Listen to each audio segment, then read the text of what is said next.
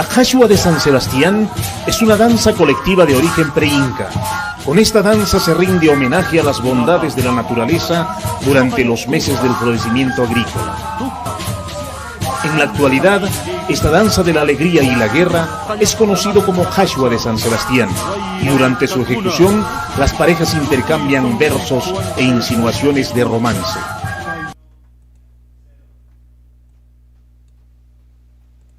Good afternoon, everybody. So here in Peru, we are at 5 o'clock.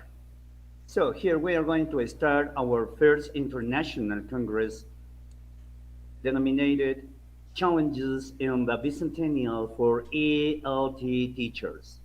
Zenit Galeasa Superior Pedagogic Private Institute is organizing this event.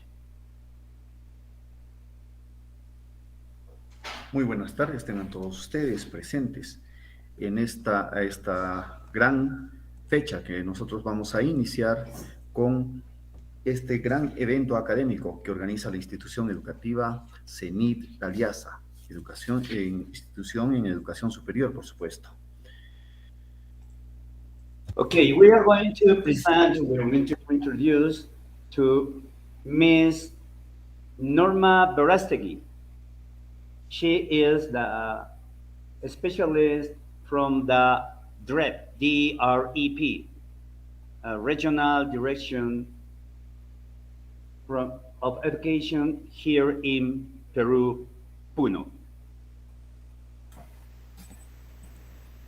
Vamos a tener las palabras de presentación de la profesora Norma Verastegui. Ella es especialista en educación superior de la Dirección Regional de Educación Puno. Buenas tardes, profesora.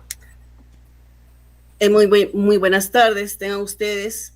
Agradecida de antemano por la invitación. ¿Se me escucha, verdad? Sí, siga usted, por favor. Ya. Agradecida, decía, por la invitación a este gran evento que ustedes están de repente organizando.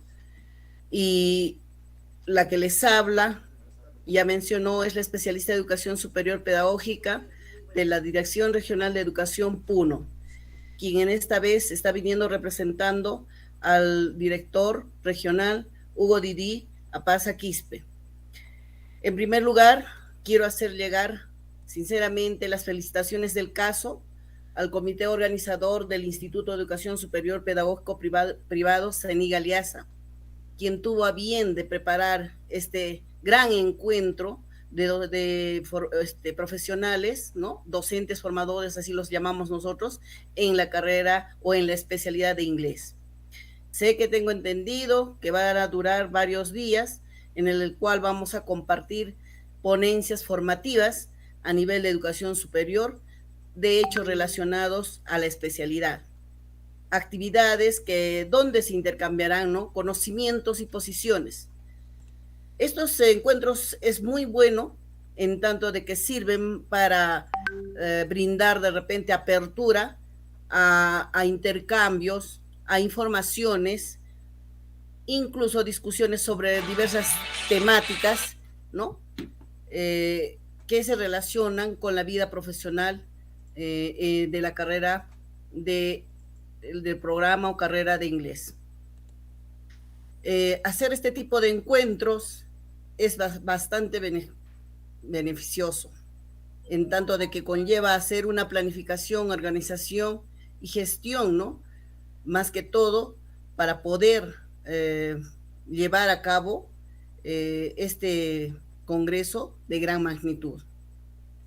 Tengo entendido que están profesionales de Argentina, Canadá, Perú, de diversos otros lugares, a los cuales yo también hago llegar personalmente el agradecimiento a cada uno de ellos. Es así, y en nombre de la dirección regional es que doy, ¿no?, la apertura y el inicio a este presente congreso a nombre del director regional de educación, Hugo Didi Apaza Quispe. deseándoles siempre éxitos en toda esta actividad. Muchas gracias. Please give to Miss Norma Verastegui our claps. That's right. So we are going to continue. So we have to develop immediately our first international congress. So it's a pleasure to introduce you to Mr. Magister Dennis. He has over 23 years of experience in the field of English language education. He has served as director of the English language program, ELP, at a prestigious bilingual secondary institution in Saborondón, Punta Copey, English Institute in Guayaquil, and he is currently leading the English program at the Yachay Tech University in Urcuqui, Ecuador. Dennis has 2 degrees in business administration, 2 postgraduate diplomas in education, a master's degree in curriculum design, and a master's degree in bilingual education. And he is pursuing a PhD in education too. He has been a consultant for the Ecuadorian Ministry of Education and an international keynote speaker at several prestigious conferences. Nuestro más profundo agradecimiento a la profesora Norma Verástegui por las palabras de presentación a este primer Congreso Internacional de Retos en el Bicentenario para Profesores de Inglés. E inmediatamente damos inicio a este gran Congreso Internacional con el Magíster Denis Eduardo Montaño Ormaza, quien tiene más de 23 años de experiencia en el campo de la educación del idioma inglés. Se ha desempeñado como director del programa de idioma inglés en una prestigiosa institución secundaria bilingüe. Es San Borondón, el Instituto de Inglés Fundaem Copey en Guayaquil, y actualmente lidera el programa de inglés en la Universidad Yachay Tech en Urcuqui, Ecuador. Dennis tiene 2 títulos en Administración de Empresas, 2 diplomas de posgrado en Educación, una maestría en Diseño Curricular, una maestría en Educación Bilingüe y está cursando un doctorado en Educación.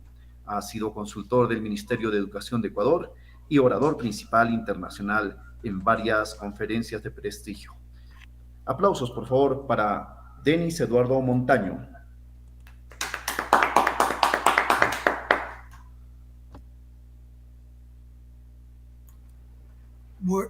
Okay, good afternoon, everyone. Good afternoon, Peru. I'm very grateful and thankful to be here today. I have missed Peru all this year because of the pandemic, and I hope that soon I can go back to Peru, to cities like Lima, Piura, Chiclayo, and some other cities that I have visited before and that I really enjoy being at. Elvis, ¿sí se me escucha?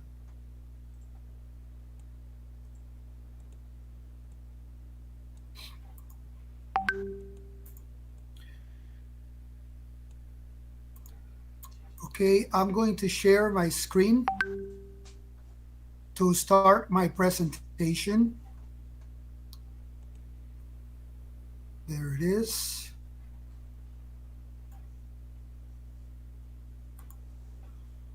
Okay.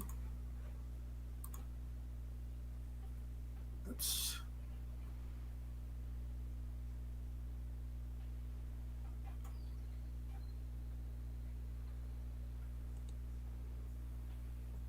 Okay, give me a minute. There's something going on with this.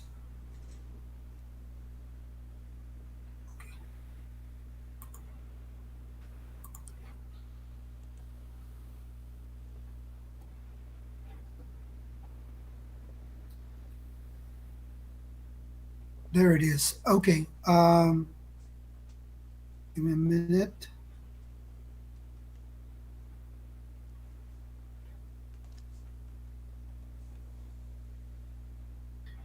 Okay. So today we're going to talk about cooperative learning practices to enrich your online classes. Okay. So basically, because of the pandemic, we all went to online classes. And the idea is to give you guys some tips and skills that will help you improve those activities inside class. Okay, so what is cooperative learning? Is part of a group of teaching learning techniques where students interact with each other to acquire and practice the elements of a subject matter and to meet common learning goals. Okay, so let me give me a minute because I cannot see you guys. There it is. Let me.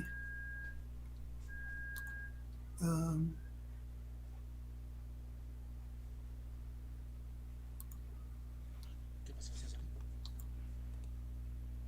okay, there it is. So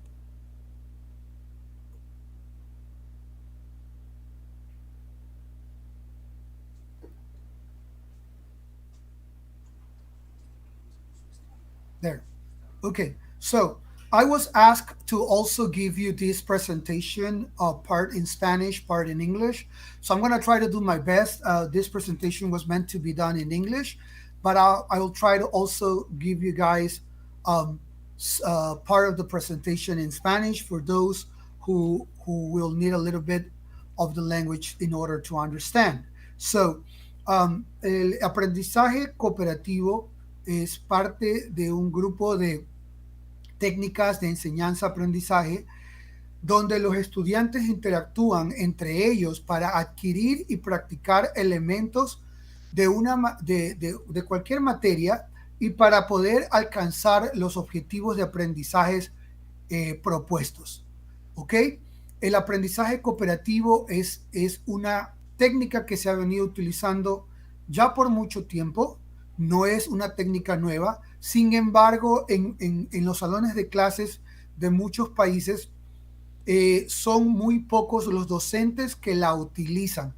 Y realmente es una herramienta que ayuda muchísimo al estudiante a que participe en la clase, a cambiar esa mentalidad de la clase centrada en el profesor y pasar a la clase centrada en el alumno, student-centered class, which is the idea of this presentation. So let's see which are some of the principles of cooperative learning, okay?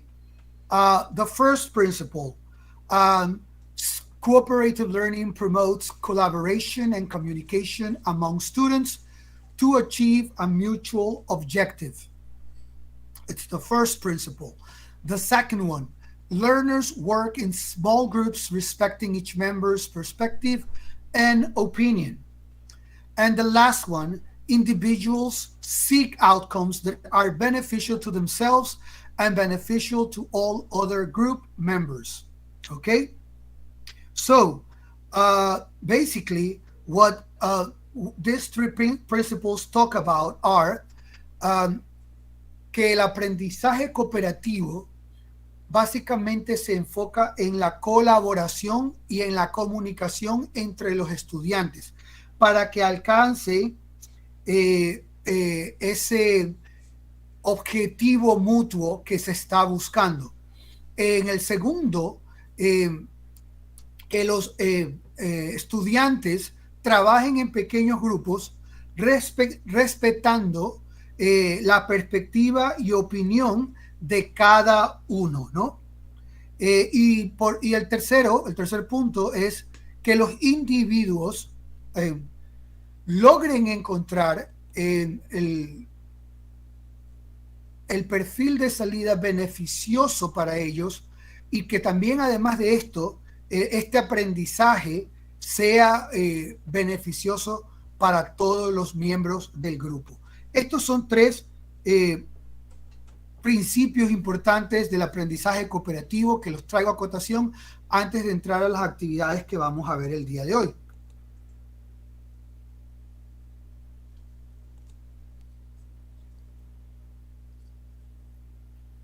Okay, so continuemos con las diferencias entre el trabajo en grupo y el aprendizaje cooperativo. ¿Ok? Básicamente, aquí tenemos la diferencia entre las dos cosas y aquí hay un grave error que normalmente tienden los profesores a cometer. ¿Ok? And what am I talking about in this situation? Group work and collaborative learning. When we talk about group work, we're talking about independent division of work. What is the meaning of that? Okay. Basically, when you set people to work in groups, what they normally do is they're going to be working on, let's suppose we're talking about science, and they're going to be working on the water cycle, okay? The water cycle. So you tell the groups that they're going to be working on the water cycle. And what happens is that you choose the members of each group and then you give them time to work. What will happen inside the group is that they will divide the work. So if the water cycle has 4 topics and we have 4 members of the groups, what will happen is that each member will do something. It's like, okay, what is the water cycle? What causes the water cycle? What are the effects of the water cycle? And each student will work on each of these areas. So at the end, they will come together and they will share whatever they have, and that will be their work. Did they collaborate to do something? Was there an interaction between them? No. It was an independent division of the work. In collaborative learning, group effort is required. This is a totally different situation, and in here, it does not go that way. Okay? Give me a minute.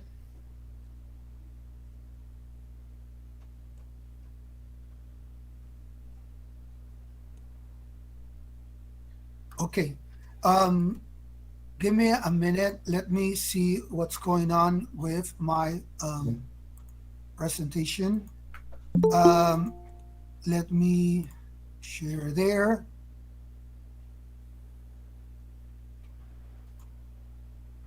Okay.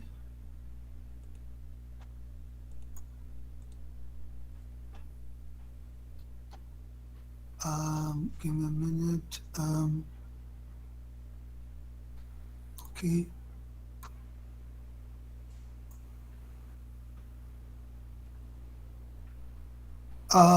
Brenda, can you confirm if I'm sharing the different slides or if it's still frozen?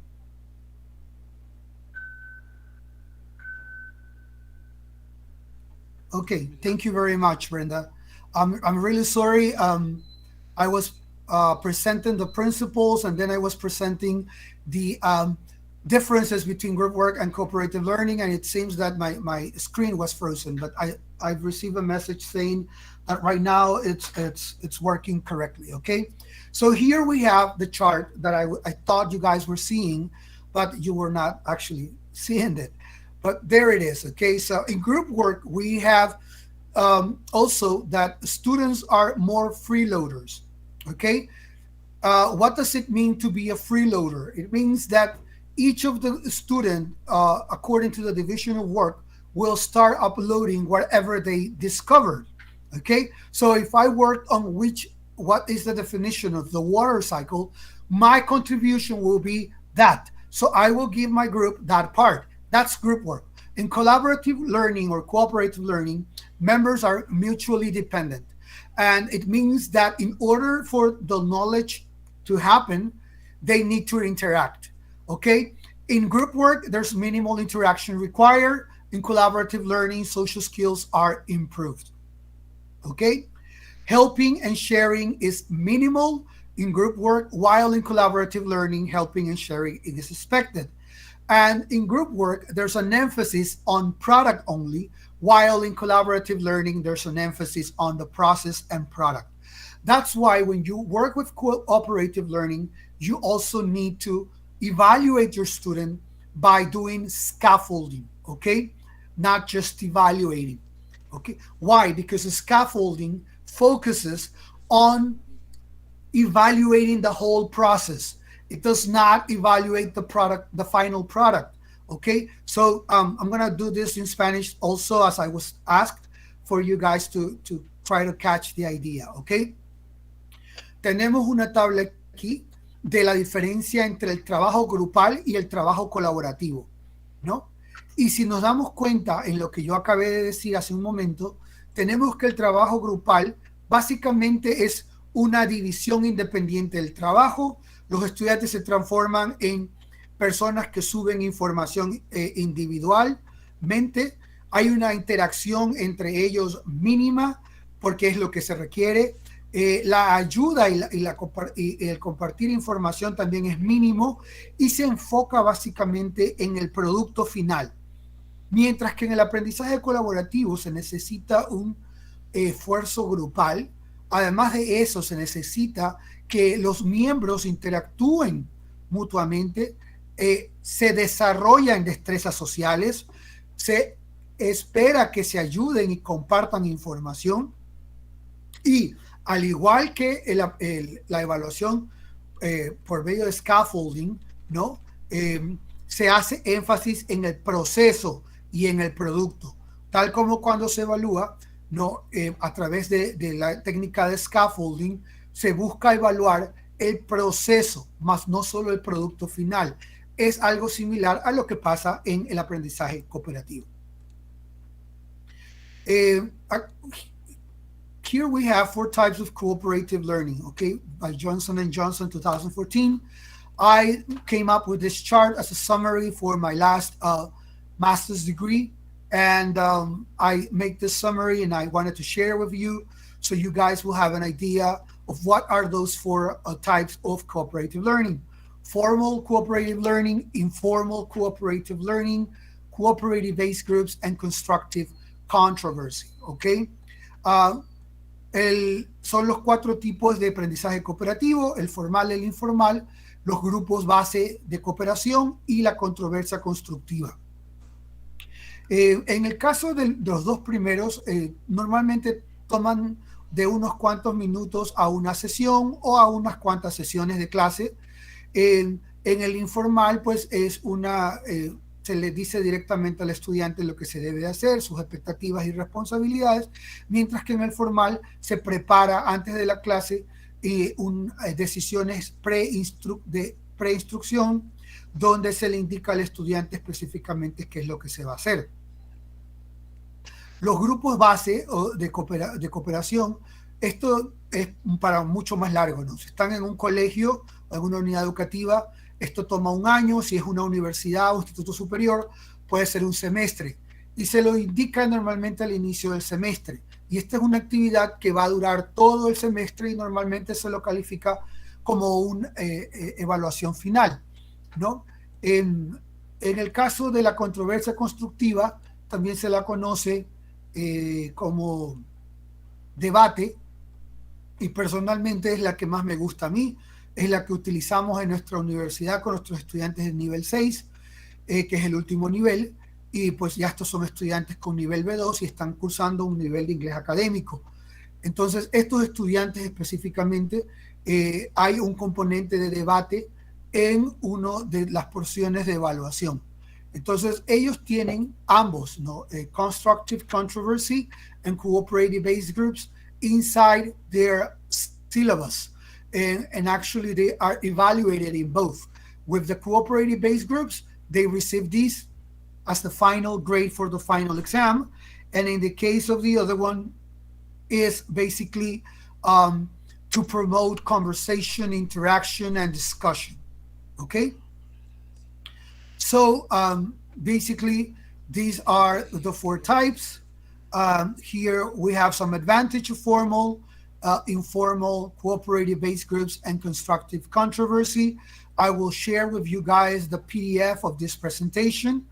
Okay, I will give this to the organizers so they can email them to you. Okay, yo voy a compartir el PDF de esta presentación con los organizadores para que ellos pues los puedan compartir también con ustedes, ¿no?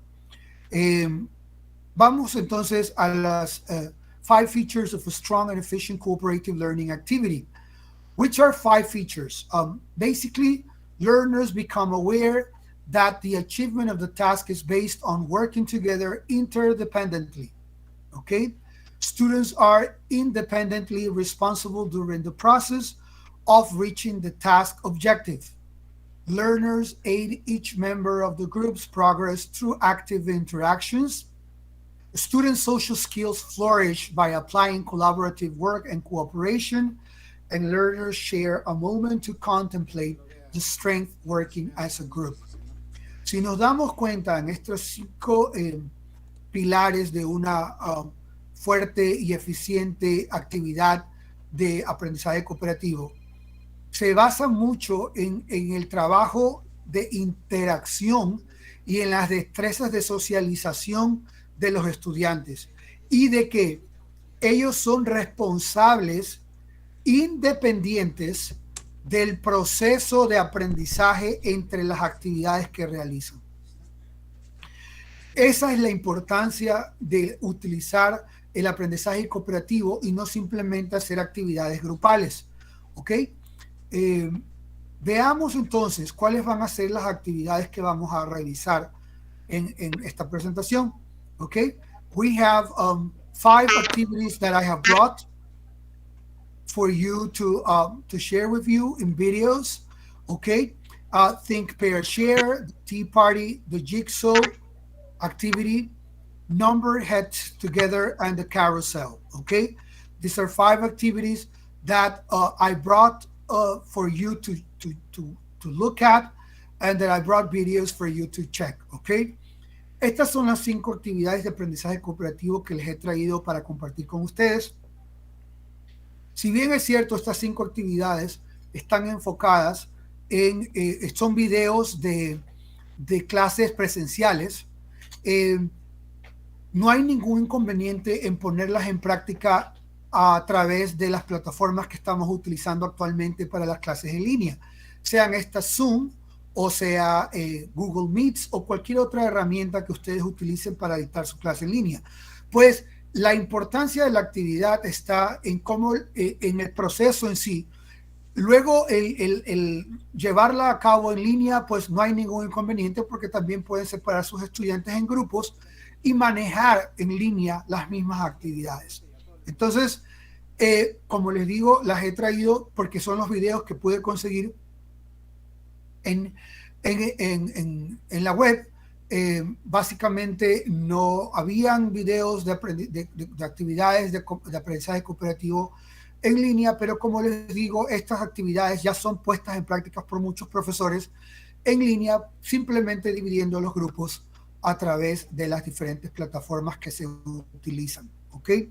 Asimismo, están enfocadas en estudiantes de escuela y colegio.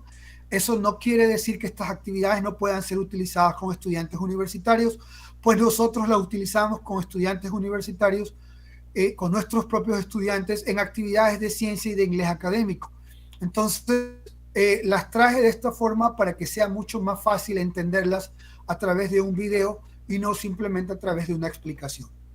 Pero antes de proseguir, quisiera explicarles cuándo es realmente deseable que utilicemos el aprendizaje cooperativo.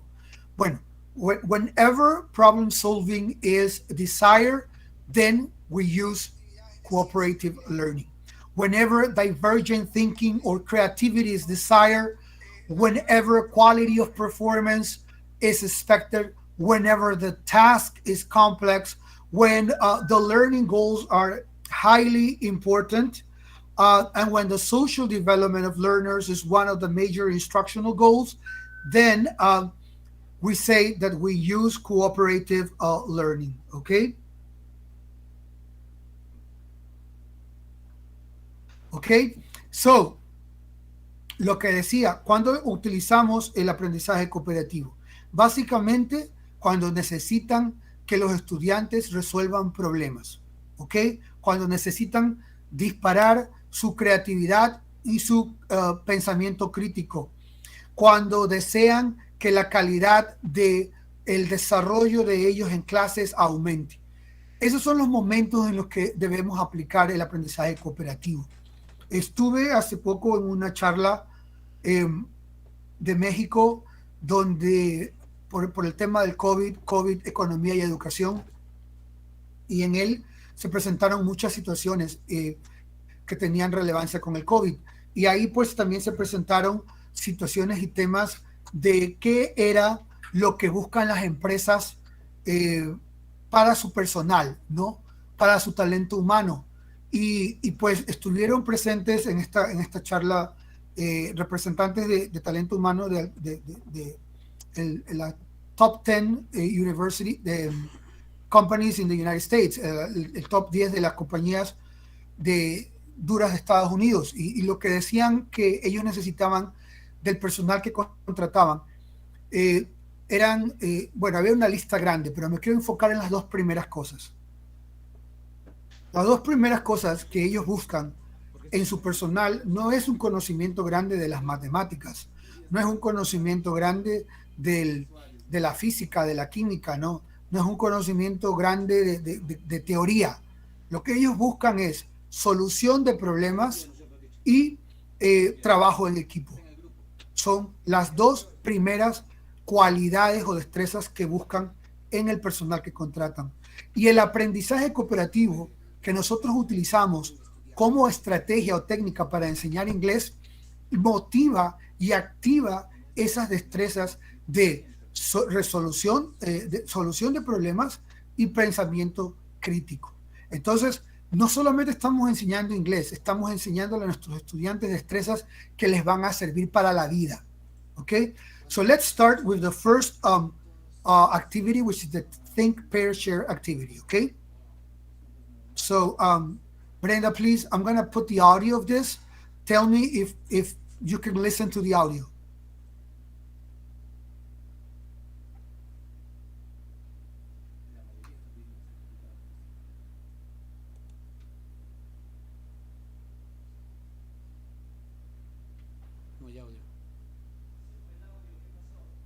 No, no tiene audio su video. Ustedes que son los estos, indíquenle por favor. No tiene audio el video, díganle por favor.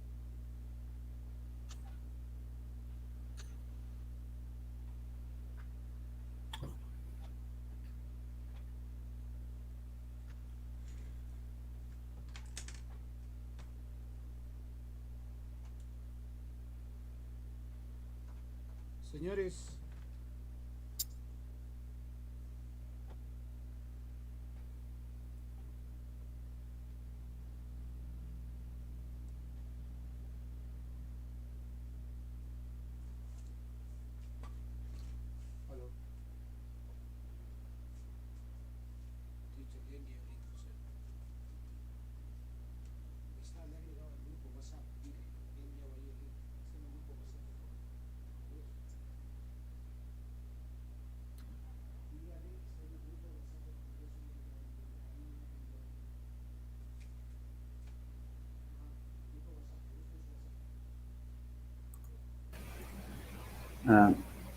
Sí. Tu audio. Sí, ya estoy. Vamos a ver. Yeah. A ver. Ok. Sí, por favor, continúe usted. Estamos escuchando todos. Sí, ¿se escucha el audio del video? Es la pregunta. Por supuesto. Ok, perfecto. Disculpe usted, hubo un momento que se cortó, pero todo está continuo. Perfecto. Ok, entonces vamos a hacerlo desde acá. Ok.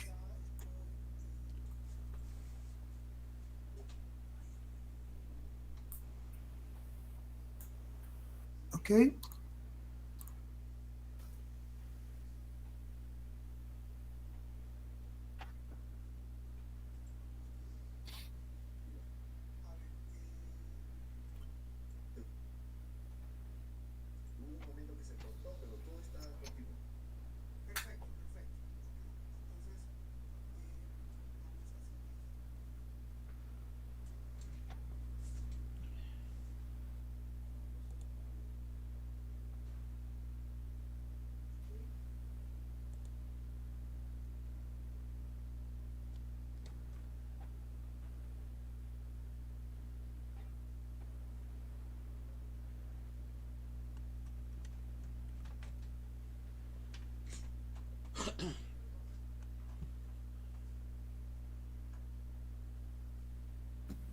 Magister, Sí, para indicarle. Sí, hay momentos que se va cortando el audio, por favor. ok, ok, no hay problema. Yo voy a ir igual transmitiendo la información para que se pueda entender y que podamos ir avanzando con el tema, ¿ok? A ver, el Think, Pair, Share Method que acabamos de ver, ¿no? Básicamente, la idea aquí es, it's also called turn and talk, okay? The teacher poses a question to the group, and each student has a minute or two to think about the question, okay? Then they turn and discuss with someone sitting next to them, and then share with the whole class, okay? This is a useful cooperative learning strategy because it engages all students in their learning and it can be done quickly during almost any lesson. The Think, Pair, Share method entra en la categoría o en el tipo de inglés de aprendizaje cooperativo informal. Se lo puede utilizar ahí, también se lo puede utilizar en el formal, pero es básicamente una actividad para el aprendizaje cooperativo informal.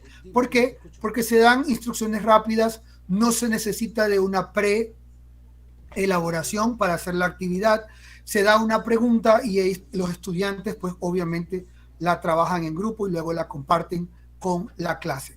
Vamos a ver la actividad de Jigsaw, que es el rompecabezas, ¿no? Y yo voy a ir narrándola en caso de que pues tengamos inconvenientes con el audio y avancemos.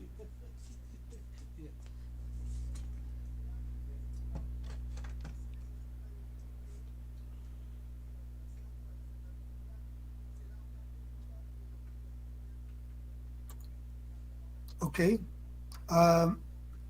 What we have right now is the jigsaw activity. Jigsaw o rompecabezas. Well, aquí ustedes van a formar equipos de estudiantes, ¿no? Pueden formar equipos de 4 o 5 estudiantes. Y aquí vamos a primero inicialmente formar equipos que se van a llamar equipos de casa o home teams. ¿Ok? Estos home teams se les va a dar un tema específico. El tema puede ser desde un tema sencillo para niños de preescolar o puede ser un tema de ciencia para estudiantes universitarios en función de lo que se está dando. Si están utilizando EMI o inglés como medio de instrucción en su instituto superior o si están utilizando CLIL, podrán utilizar también contenido mucho más complejo. Pero en todo caso, puede variar el material o el contenido que ustedes le den a los estudiantes. Entonces, inicialmente se forman los equipos o los home teams, ¿ok? So we form these home teams and then let's see what happens.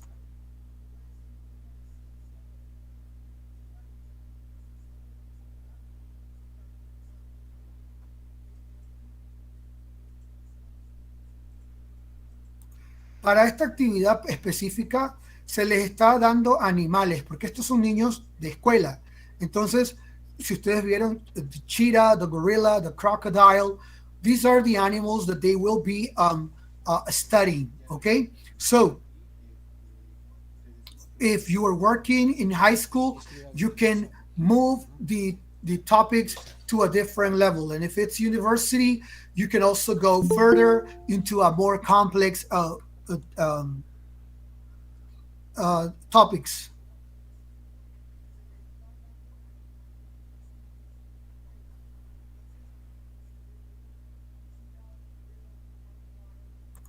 Okay, so now what students will do is that they will work on each of these topics and try to gather as much information as possible, okay? So they will get this information, they can take notes, and they can actually try to become experts on this specific topic, okay? Entonces, todos estos estudiantes que llegan a cada uno de estos equipos va a tratar de obtener la mayor cantidad de información posible para que de esa manera pueda incluso tomar notas para transformarse en expertos de ese tema que ustedes le dieron a cada uno de estos grupos.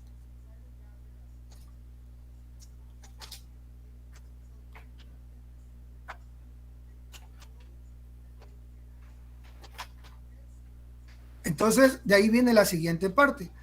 a cada estudiante de ese home team se le da un número y de aquí se los va a mandar a los grupos de expertos. ¿Ok? So, the expert groups.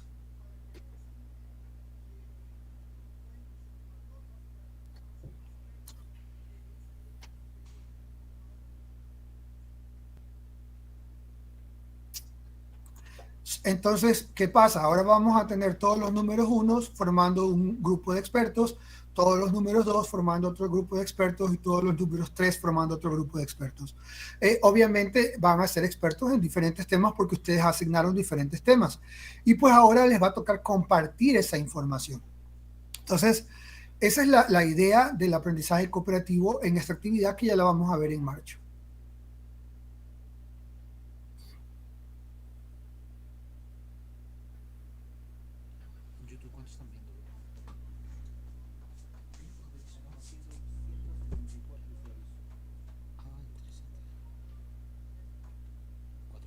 Usuarios simultáneos 168 ahorita. 491 reproducciones.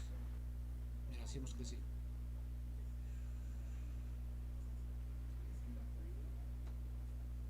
Ahorita están 170.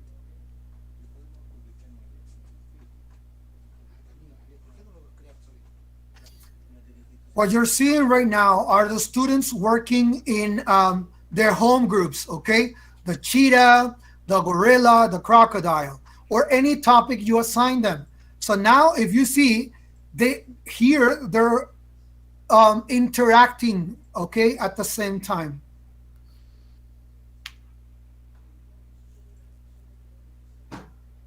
Now they're writing the facts about the animals.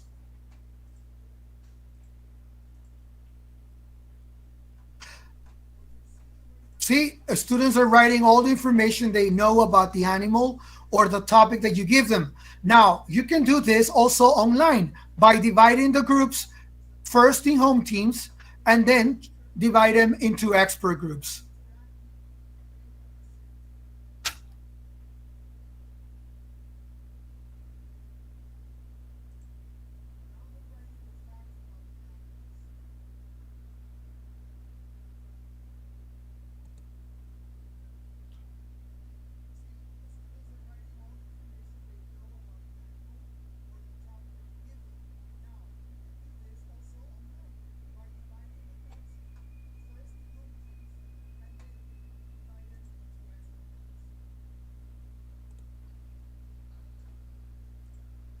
So if you see now the experts that work together first in the home teams are now giving the information about crocodiles to the rest of the class.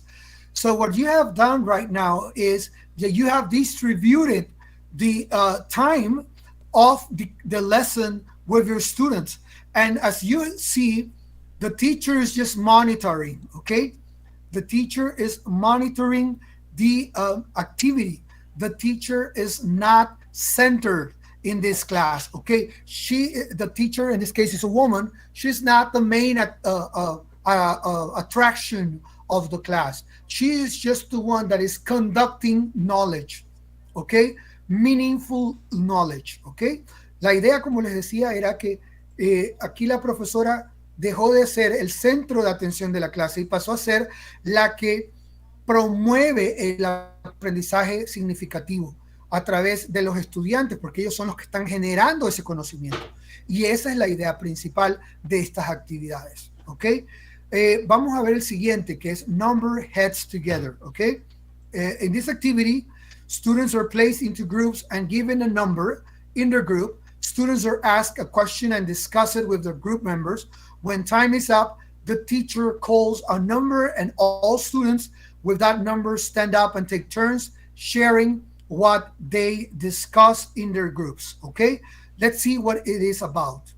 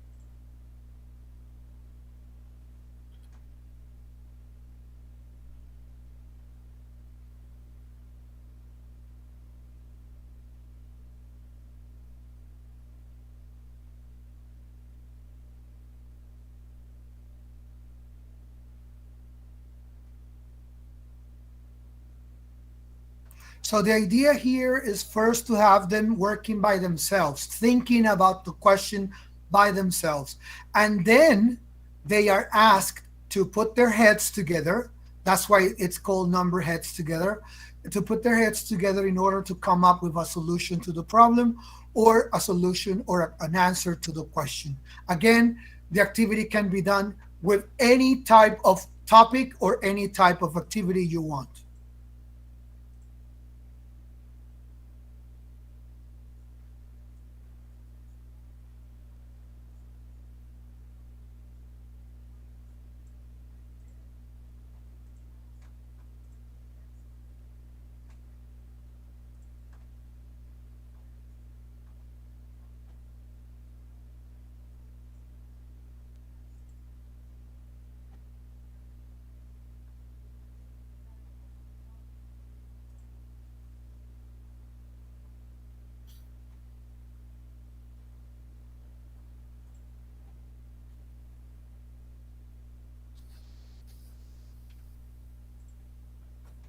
Entonces, solo el número que llama la profesora o el que sale con el dado o con cualquier instrumento, sea en línea o que ustedes utilicen, es la persona que va a hablar, ¿no? Vamos a verlo ya en acción con un grupo de estudiantes de colegio.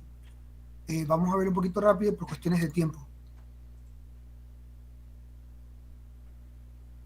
La profesora está usando un programa, estos programas se los encuentra en internet.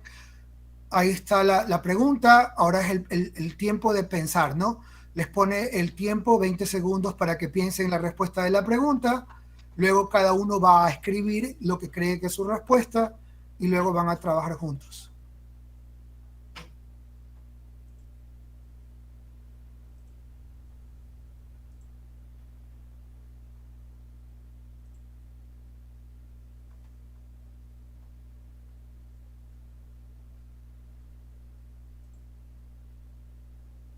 En el grupo solo deben estar 2 o 3. En estas actividades no hay división de trabajo, pues no es que cada uno está trabajando en algo diferente, no están trabajando en un mismo tema y la idea pues es de que en algún momento compartan esa información y además desarrollen sus destrezas sociales. ¿Qué docente ha hecho eso?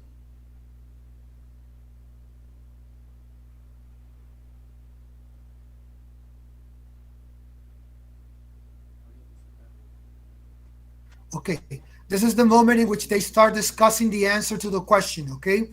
They are discussing what the answer is, and then the teacher will call a number, and that person will give the answer. That's the activity, okay? First, they think by themselves, then they think together, and then sharing information and all this, and then the teacher will ask. So they will share with the whole class.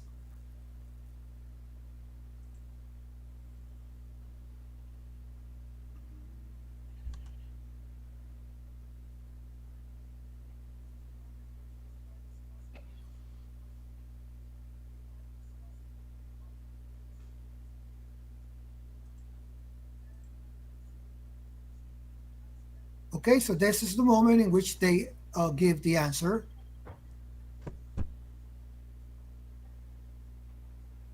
Okay, so C3, team 8 is the girl who's going to speak, okay?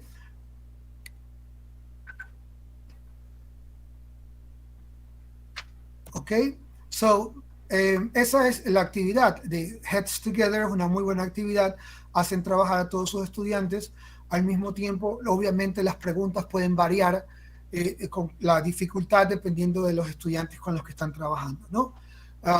That's Heads Together. Let's go to Tea Party. Okay.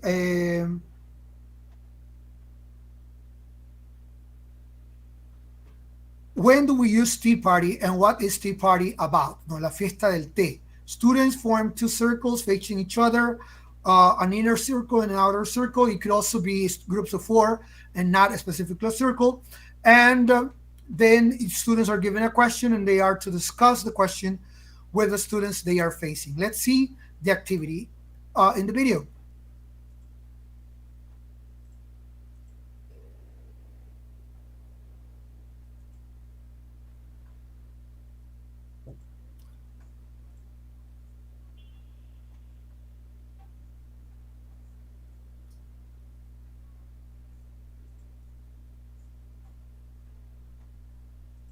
Esta es una actividad que sí requiere de mayor planificación, pues obviamente se necesita una estructura más elaborada de la clase.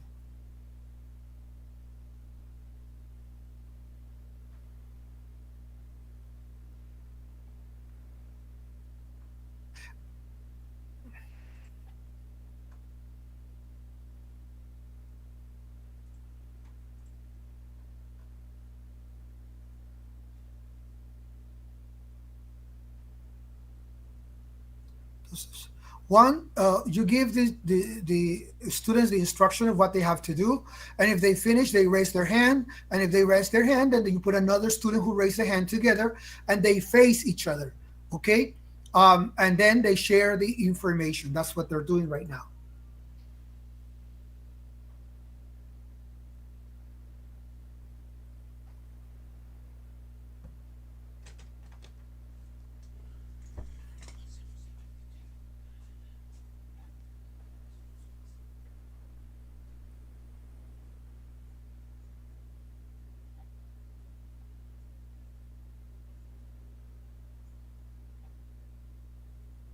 So you have all the students doing the same thing, and while they're working together, they will come up with a better and a more improved solution to the problem or answer to the question.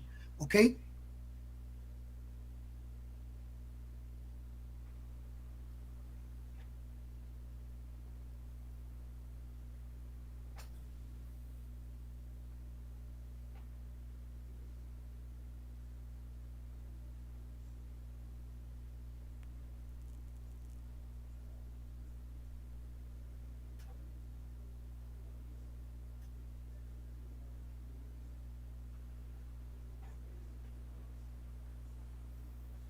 Okay, so that's the tea party activity. Again, all these activities can be done online. Todas las actividades se pueden hacer en línea. Lo único que deben de hacer es separar a sus estudiantes por grupos y pues asignarles las respectivas actividades, ¿no? En Zoom crean los grupos, si usan Zoom, y pues ustedes saben que pueden entrar y salir de los diferentes grupos y pueden monitorear el trabajo que está haciendo cada grupo de estudiantes. Y si necesitan después pasarlos a otros grupos, pues también lo pueden hacer, ¿no? Vamos con Carousel, que es la siguiente actividad, ¿ok?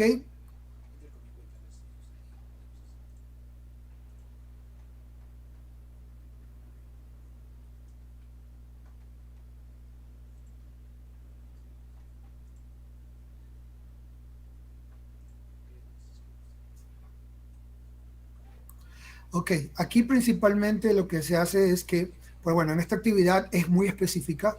El profesor ha puesto diferentes información de los temas alrededor del salón de clases. Puede ser en papelógrafos o puede estar en cartulinas o en posters o pueden utilizar, si estamos obviamente usando en línea, se pasa la información a través de los mensajes por ejemplo, si estamos usando Zoom, a través de los mensajes de Zoom directamente a cada uno de los grupos para que tengan la información que ustedes están dándoles, ¿no? Por ejemplo, aquí dice source of a greenhouse gas, disadvantages of solar power, advantages of solar power, how to lower your CO2 footprint, ¿ok? Entonces, si ven, aquí hay temas mucho más complejos que sus estudiantes pueden ir haciendo. Veamos qué más.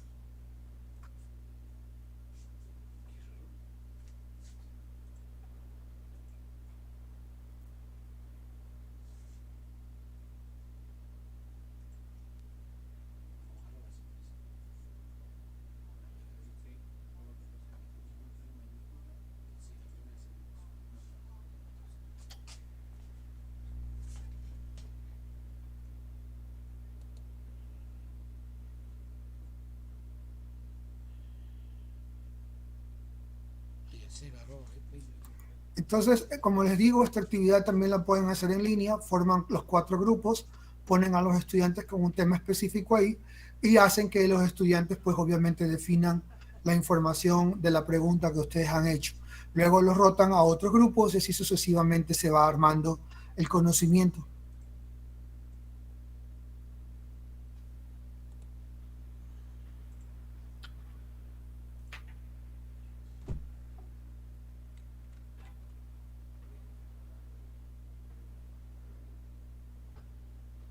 Entonces, la idea es que vayan girando a través de todos los posters o de todas las preguntas que ustedes les han dado. Por eso se llama carrusel, ¿no? Carousel.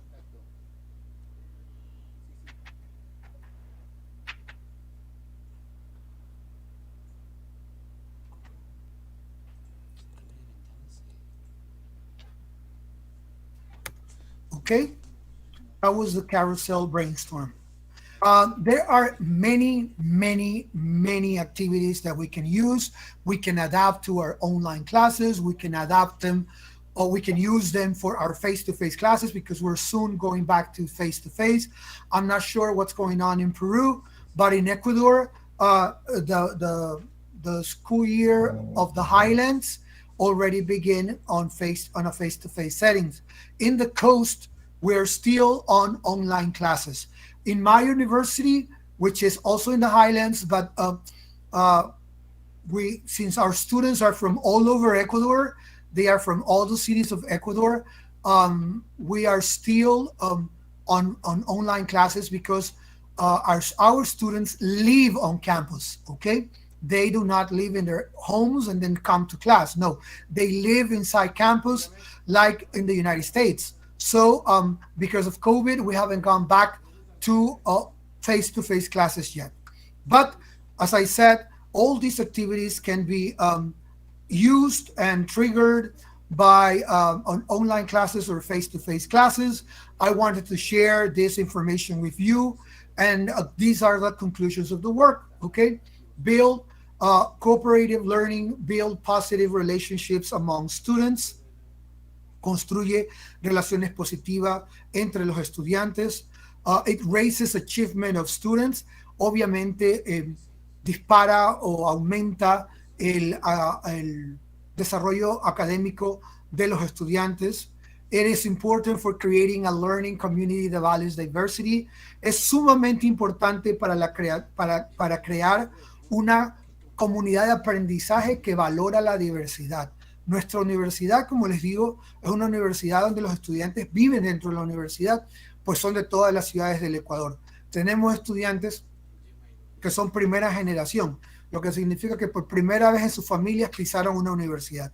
Tenemos estudiantes indígenas, obviamente mestizos, blancos, de todas partes del Ecuador. Y obviamente eso por eso es una de nuestras razones de usar el aprendizaje cooperativo, porque creas y valoras la diversidad. Además, provides experiences that develop both good learning skills and social skills. Y obviamente las experiencias que se desarrollan aquí, pues, no son solo destrezas de aprendizaje, que son muy buenas, pero también son destrezas sociales que les va a servir después cuando les toque entrar al mundo laboral. Quería terminar con estas dos ideas, pues estoy casi en el tiempo. Teachers have three loves: the love of learning, the love of learners, and the love of bringing the first two loves together. Me encanta esta frase, se las traje porque quería compartirla con ustedes. Sé que aquí hay estudiantes de la universidad, también hay profesores, hay docentes de Perú. Entonces, que dice que los profesores tienen tres amores: el amor por aprender, el amor hacia sus estudiantes, que son los que aprenden, y el amor hacia traer las dos anteriores juntas, o sea, el aprendizaje y sus estudiantes. Y finalmente, education is our passport to the future, for tomorrow belongs to the people who prepare for it today. Es el pasaporte, la educación al futuro, pues el mañana le pertenece a las personas que se preparan hoy para ese futuro, ¿no? Esa es la razón por la cual ustedes están hoy aquí en el Google Meet, a través de esta plataforma o a través de YouTube, escuchando esta charla. Podrían estar haciendo muchísimas otras cosas, sin embargo no, están aquí capacitándose. Yo le llamo a las personas como ustedes los profesores o los estudiantes que se preocupan por, the teachers that care for your students, that care for your profession, that care for the world, your community. ¿Okay? Se preocupan por sus estudiantes, se preocupan por su profesión, se preocupan por el mundo y obviamente se preocupan por sus comunidades, ¿no? por eso están hoy aquí, por eso no están en otro lado, en un centro comercial, en el cine o en algún otro lugar. Están aquí aprendiendo, compartiendo experiencias con otras personas, pues que como yo he venido acá a tratar de en una hora compartir un poquito de la experiencia que he adquirido a través de los años. Y termino con esta frase que me encanta muchísimo de Rob Siltonen. Here's to the crazy ones, to the misfits, the rebels, the troublemakers. You can quote them, disagree with them, glorify or vilify them, but the only thing you can't do is ignore them, because they change things. They push the human race forward to a different level. Thank you very much for being here. This is my information, my personal email and my institutional email. If you want to follow my university, we have chats, we have conferences, Yachay Tech Language Center on Facebook. You can follow us there. We didn't have a Congress this year because of the pandemic. We wanted our conference to be face-to-face. Last year, back in 2019, we did our first conference. We had people from Peru coming to our conference and from all other parts of Latin America and all over Ecuador. We are in a very nice province full of lakes. There's a lot of tourism that you can do there. So follow us on our Facebook page so you can be part of the Yachay Tech Language Center family. Okay, remember, this is a world that we need to adapt. We need to adapt to change. We need to evolve. We need to change. We need to survive. The teachers that are right now teaching through the pandemic are survivors, okay? Profesores que sobrevivieron a la pandemia, que estamos aquí, que nos tocó pasar de presencial a en línea, así, pero lo hicimos y estamos acá porque nos preocupan nuestros estudiantes y porque nos preocupa nuestra comunidad. Muchísimas gracias por la invitación. Muchísimas gracias, Brenda, a todos los organizadores. Ha sido un placer estar por lo menos compartiendo con mis hermanos peruanos desde acá a través de esta plataforma y a través del sistema en línea. Extraño muchísimo viajar a Perú. Normalmente al año presento de 3 a 4 veces en Lima, en Piura, en Chiclayo. Me ha tocado en algunas ciudades, conozco mucho Perú, extraño su comida, el calor de su gente y obviamente espero que ya en el 2022 pues pueda regresar a Perú a compartir con mis colegas conocimientos, experiencias y pues lo que hemos vivido a través de esta pandemia. Muchísimas gracias por escucharme y estoy abierto a las preguntas.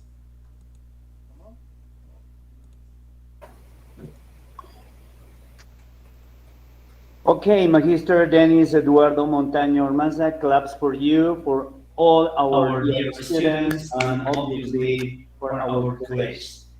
Thank you, Felix.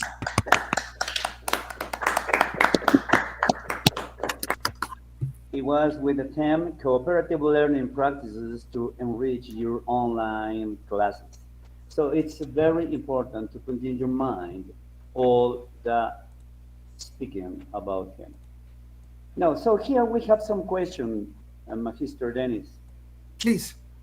Yeah, the first one is, it's not a curiosity, so only for establishes the difference between Peru, for example, and Ecuador.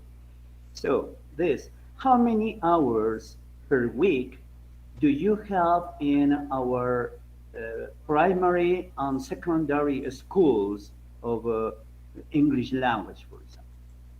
This is the first. Okay, thank you for the question, Felix. Basically, normally we're the same, okay, in most of the institutions. Okay, I've been in Peru, in Lima, once, and there was a member of the Ministry of Education, and we discussed some topics about what things were being done here in Ecuador and what things were done in Peru. And in the majority of things, it's the same, okay? Right now, in the curriculum, in the national curriculum, like 4 or 5 years ago, it was implemented that you need to cover class hours from school also, okay? So it's in the curriculum for English. So in schools, English is in the national curriculum, okay? And how many hours? it depends on what type of institution you have. But the minimum amount of hours per week is 5 hours per week. If you are a bilingual institution, then it's 40% minimum of your total amount of hours. Okay, so if your total amount of hours per week is 45 hours a week, the 40% of those 5 hours, give me a minute so I will do it right now, will be 18 hours.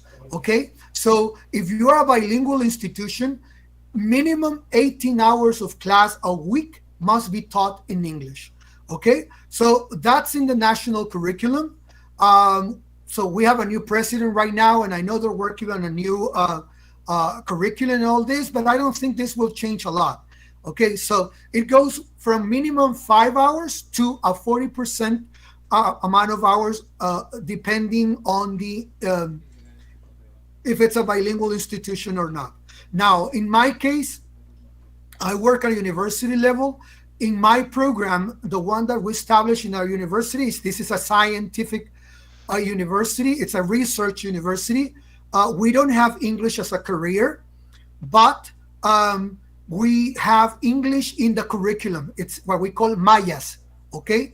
And even though we do not have licenciados or teachers graduating, but our students must fulfill before semester 5 a B2 level, because after semester 4, when they reach semester 5, their classes are fully in English.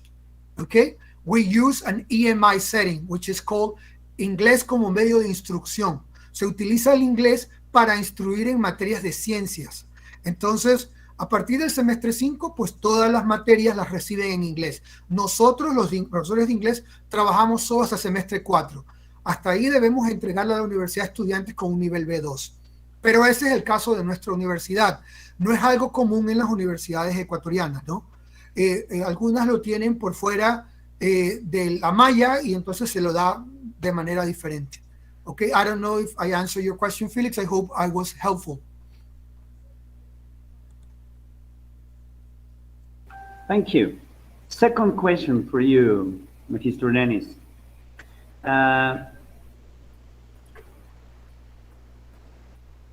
What kind of challenges did you confront in Ecuador? Obviously, the teachers, okay, the teachers of English language during this pandemic. I think the same that everyone had, Felix. And even though we had an advantage, okay, when I arrived as the director of the English language program at Yachay Tech, I tried to implement a blended learning program for an institution that is 3 hours away from the city that we are. So it was too expensive to send my teachers there to teach English. So we created a blended program, which was online, face-to-face, and autonomous learning, okay? It was a combination of all of them, but mostly classes were online. So we started using Zoom in 2018, before the pandemic arrived, okay? So we were working not with our students from the university, but with students from this institution in this way, okay? We went there every 2 Saturdays to evaluate. Evaluation was face-to-face, but classes were online. And there was also, we did flipped classrooms because we switched grammar out of the class and put it for students with videos to learn by themselves. So we created videos. This was a work that took a lot of time, but it prepared us for the pandemic. When the pandemic arrived, we moved from one Thursday to the next Monday to online classes, and we didn't have much of a problem. Where was the main problem? Evaluation, okay? Evaluation was the main concern that we had. And we had to work a lot and prepare ourselves in order to try to reduce the amount of cheating inside the inside classes. So evaluation was the biggest challenge. And also, the other challenge, which was more an effective challenge, was contact with students, monitoring, okay? Monitoring classes, going around and checking what students are doing was the second challenge that we had. So I would say evaluation and also monitoring, okay? The effective relationship with students. Thanks a lot, Mr. Dennis. So, Teacher Dorian, please. Thank you, Teacher Félix. Vamos a recoger las preguntas que se están realizando en el chat. Asimismo, el saludo correspondiente a todos los que nos acompañan esta tarde. Estamos transmitiendo desde el Perú este Congreso Internacional. El agradecimiento a Ligia Guillén, que tiene las preguntas, que evidentemente lo ha lanzado el Teacher Félix. Y tenemos la pregunta de Aldo Luis Enrique, quien nos dice: ¿qué estrategia es más adaptable en un aula invertida o aprendizaje cooperativo? ¿Qué recomendación tiene usted? Aldo, gracias por la pregunta. Mira, para utilizarlo en clases en línea, hay muchísimas estrategias que puedes utilizar. Lo que siempre le digo a mis profesores y cuando entreno docentes es básicamente, tiene que ser, sea cual sea la estrategia que utilices, planificación. La planificación antes de la clase es lo más importante. Si la planificación era durísima antes de la pandemia, cuando se trabaja en clases en línea, la planificación es 5 veces más fuerte, más dura. Entonces, si planificas tu clase en función de la necesidad de tus estudiantes, sea cual sea la estrategia o la técnica que utilices, va a ser la mejor para tu clase. Personalmente, para nuestros estudiantes, el aprendizaje cooperativo con el scaffolding son dos técnicas que van de la mano. Las utilizamos muchísimo, pero no son las únicas. También utilizamos aprendizaje basado en proyectos o project-based learning, y también utilizamos, obviamente, un sinnúmero más de actividades que promueven el aprendizaje centrado en el estudiante. Por eso los resultados de nuestros estudiantes en un 100% se gradúan al menos B2, pero tenemos estudiantes graduados C1 y C2, ¿no? Y nuestros certificados son aceptados por algunas universidades de los Estados Unidos, muchas en Latinoamérica y algunas universidades en Europa. Bueno, eso creo que podría ser la respuesta a la pregunta de Aldo.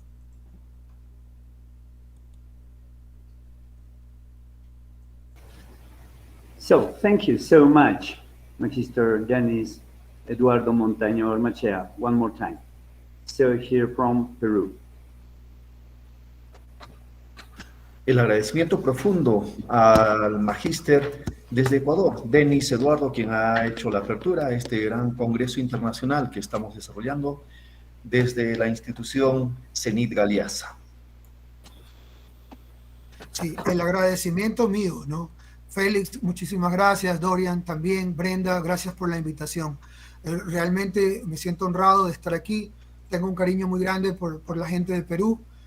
Como les digo, normalmente viajo a Perú 3-4 veces al año y pues sí, extraño bastante estar por allá. Espero que en el 2022 esto mejore, ¿no?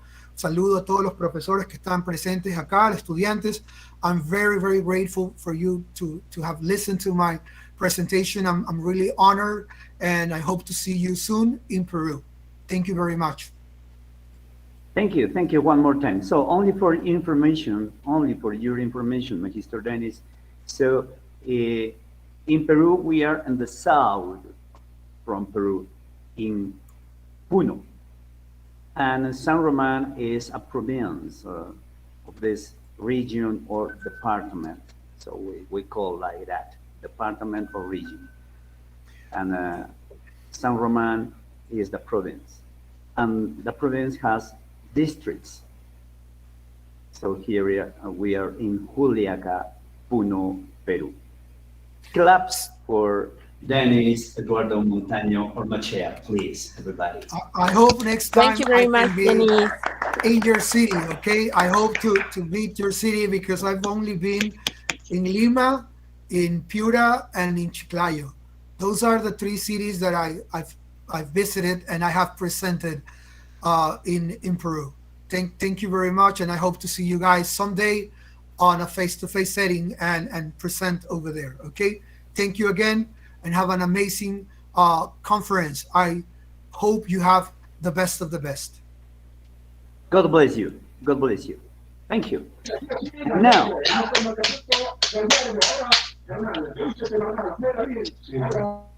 we have to continue with our Congress. So, we have the second talker is, sorry, so few seconds please. Mr. Jose Carlos Manrique del Carpio. He's from Arequipa. He's the general manager and co-founder of Change.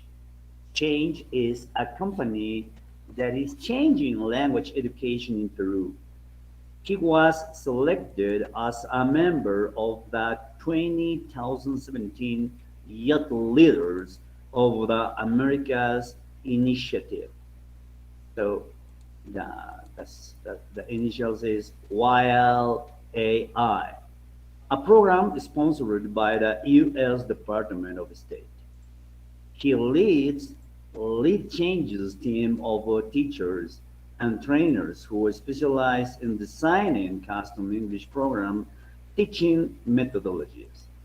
His topic is adding students' needs to your course planning.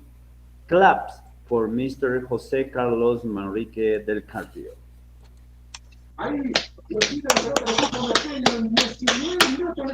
Ahora contamos con la presencia de José Carlos Manrique del Carpio, gerente general y cofundador de Change, una empresa que está cambiando la educación de idiomas en el Perú.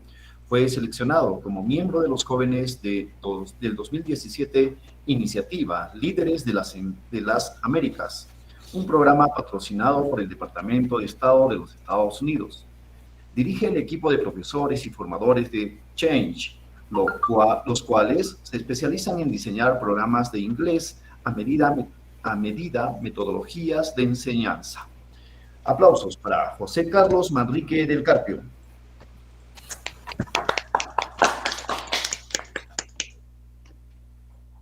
Okay. Thank you very much for the invitation and the introduction. I don't like sharing my screen that much, but I'll try to. So basically what I'm going to do is to try to switch from a traditional way of teaching online to something else, okay? And that is what we tend to do at Change. We do two things. We train teachers and we teach English. And we like doing it and using technology in different ways. Okay, so if you want to actually enjoy, I'm going to start showcasing some things. So if you want to enjoy, you can pin my screen so you can see me big. Okay, so right now, for example, I'm pinning my screen, but obviously you're not seeing that. So you can see what I'm going to show you. The trick here is that you need to know what your students need. And sometimes, most of the time, courses are designed based on assumptions. That is the worst thing. Okay, we don't know what students need, what they want, their objectives. Sometimes we know the level, and then we have a program. And sometimes that program works. Most of the time, it has a not a high percentage of success. So the first thing that I want just to tell you is that it's good that you learn and you use technology, but it's better that you focus on methodology. Okay, so that is the order. Choose a method, something that works, a way to teach, and then look for technology that enhances that way of teaching. Okay. Now, when you talk about technology, probably everybody knows right now about Kahoot, quizzes, and all these tools that have become famous. But not everybody knows think about this kind of I don't know if you're actually checking what I'm seeing. So let's see if all of them appears. If you see in my screen, I have little monsters that appear, okay? And we use this technology only with kids, because obviously it's not important to use that visual aids with adults. So that is one thing that you have to consider. Not all the technology that you're going to choose is going to be good for kids, for adults, for teenagers, or for business English, for conversational, for things like that.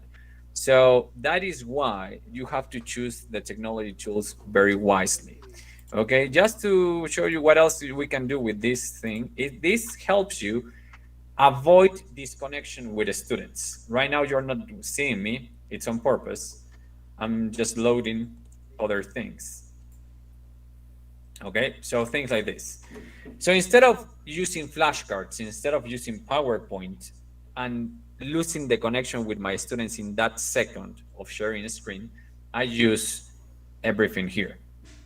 So I can go with something that talking about animals, I can have overlays, I can have overlays like this, I can talk about the weather, and I can talk about things like animals and have it here without sharing the screen, without doing things. The only thing that you need to do is to tell your students to pin the camera. When you pin the camera, the teacher is big and the other students are on this side, on the right side of that you see on the screen. And then they can pay attention to the teacher all the time, instead of just sharing the screen and then you miss that fraction of a second and then they lose connection, like with you. The other benefit of using technology like this is that it uses less bandwidth. So if you have students that have problems with internet connection, sharing your screen takes more internet bandwidth than using this kind of technology. This technology is for YouTubers. It's called Streamlabs, okay? But I'm starting with this because normally people get super excited about technology, and they say, I want to learn this, I want to use that, I want to use another thing, I want to use this and that. And then they forget about what you already know, that is being a teacher, okay? The teacher comes first, then you pick the technology. If you are in the position of being a coordinator or an administrator or a general manager or a director of a school, a principal of a school, the first people that you have to ask on how to organize your course is your teachers, and then your students, and then the parents of those students. If you are not asking the teachers, if you are not asking the students, and if you're not asking the parents of the students, especially with kids, then that program is probably going to be a failure, okay? Because we can pretend that we know, we can assume that we know the students. They have to be involved, especially now during a pandemic. Now let's think about the past. We have the pandemic, and what happened? Emergency, nobody goes to school, everything is online. It was an emergency, schools tried to solve the problem, the ministry tried to solve the problem, computers, tablets, and all that. Nobody asked the teachers, nobody asked the students, nobody asked the parents if they had a computer, nobody asked them if they have an internet connection, nobody asked if they have a telephone or a smartphone. So they designed programs, English programs or language programs based on assumptions. And then a lot of problems appear, and then they bought tablets, they tried to solve the problem, then they had the tablets, they had no internet connection. So that's when you design a course without considering the most important factors, in this case, people, okay? If you are going to work for a school, talk to your students, talk to the parents. If you are an independent teacher and you do tutoring, talk to your students and adapt, okay? And I'm going to stop just talking, and I'm going to unpin myself, okay? So I'm going to share my screen, like people like slides. So let's start with our slides. So you have, this is part of a presentation that I did in an event with a friend of mine. And this is part of a presentation that I co-presented with Jeff Kuhn. He's from Ohio University. And this is based on something called, well, most people call it gamification. We call it gameful design. And we also use backward design. So we are mixing many things. If you have heard of task-based learning, project-based learning, problem-based learning, gamification, and backward design, this is it, okay? It's everything put together to actually help the students learn. The first thing that I have to tell you is use landmarks to guide the learners. Think about a game. Think about Mario Bros. Think about even Minecraft. Any video game that you play, they have landmarks. They have points in the game where you say, okay, you were successful, you are here, now continue. If you make a mistake, you die, you lose, you come back to this landmark. Or you can also see landmarks as objectives, like where they have to go. Think about Disneyland. Okay, when you think about Disneyland, it's designed in a way that wherever you are, you can see the castle. Okay, the castle, the Mickey Mouse castle, so everybody can go there. So it's the same. If you have a landmark, a very clear objective that you have and the students know, then it's easy to study. It's easy to get motivation. Okay, it's not like, okay, let's do this and let's do that. Let's do past. Let's focus on past simple. That is not going to be very engaging for students. There has to be something else. Now you have a teenager learning simple past, or you have a business person learning simple past. Their motivation is different. So the topic has to be different. The mission has to be different. So that's what I mean when you have to personalize content. Not every single student has the same motivation. Not every single student has the same objective. Okay? And it depends on the age too. If you are looking for a method that is going to work with all the ages, you are lost. Yeah, forget about it. If you want to teach only one age group, like for example, teenagers, then you're going to have techniques that work with them. If you want to teach 3-year-old toddlers, those techniques are not going to work. So choose wisely. Some teachers like teaching from 3 to 100 years old. That is more complicated. Some teachers prefer, okay, I'm going to focus on adults. Okay, adults, and which techniques? Okay, so let's continue with the slides. Otherwise, I won't finish. And we were talking about objectives, short-term objectives and long-term goals. It's super important that your students know where they're going, but that seems too far away. Like, well, it's going to take me 1 year to get there. They lose motivation. So break it down. Very short objectives and very simple things. Okay. I'm going to give you an example in a minute about that, but sometimes the goals are too far. That happens especially in intermediate, when you're talking about moving from a B1 to a B2. Students feel like they have to study a lot and a lot and a lot. Okay, but that doesn't happen in basic, because in basic every day you learn something new, something new, something new, something new. And in intermediate, you have to expand, and it feels too long. Okay, so that's why you have to break it down in short-term objectives. Don't trust the book. Most of the time, you have to take the book and just destroy it and put it down in short-term objectives. And teachers have discovered that during the pandemic. Books are not designed to actually work in an online or a blended setting. They are designed for in-person classes. So that's why you have to learn how to adapt those materials. Now, the other thing that you need is frequent feedback. If you think about video games, they do it really well. Like every time that you are moving, you know if you are winning, if you're losing, how many points you have, if you have. Okay. So frequent feedback, it's talking about, they're asking for Spanish. I prefer switching back. Let's do something. I will do everything in Spanish and the slides are going to be in English. Okay, Brenda, is that okay?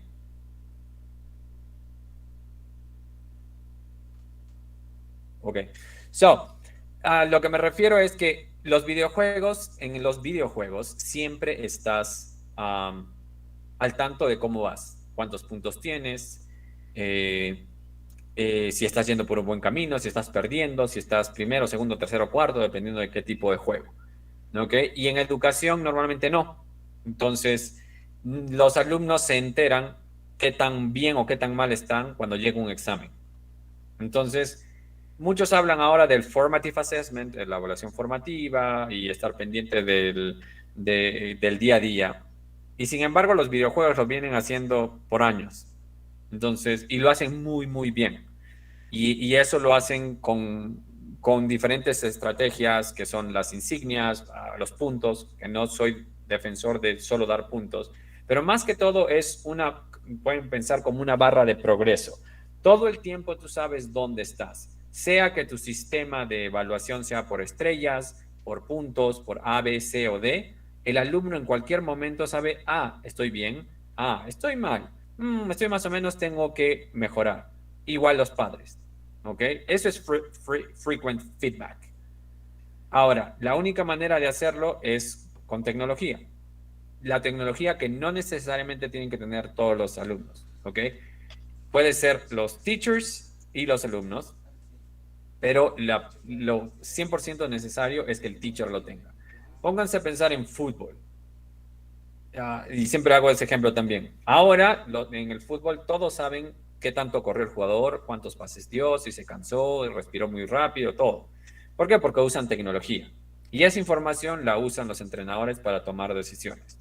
Es lo mismo, si ustedes pueden tener un sistema en Canvas, en Google Classroom, lo que sea que puedan utilizar para ver esos datos sin estar haciendo un montón de trabajo, pueden adaptar el avance de su clase y dar feedback constante.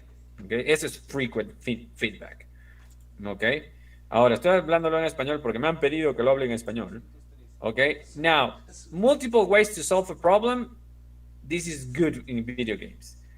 No nos enfocamos en un solo camino. ¿Ok? El problema es que muchas veces queremos que los alumnos hagan todo de una sola manera y la motivación se va al suelo. ¿Ok?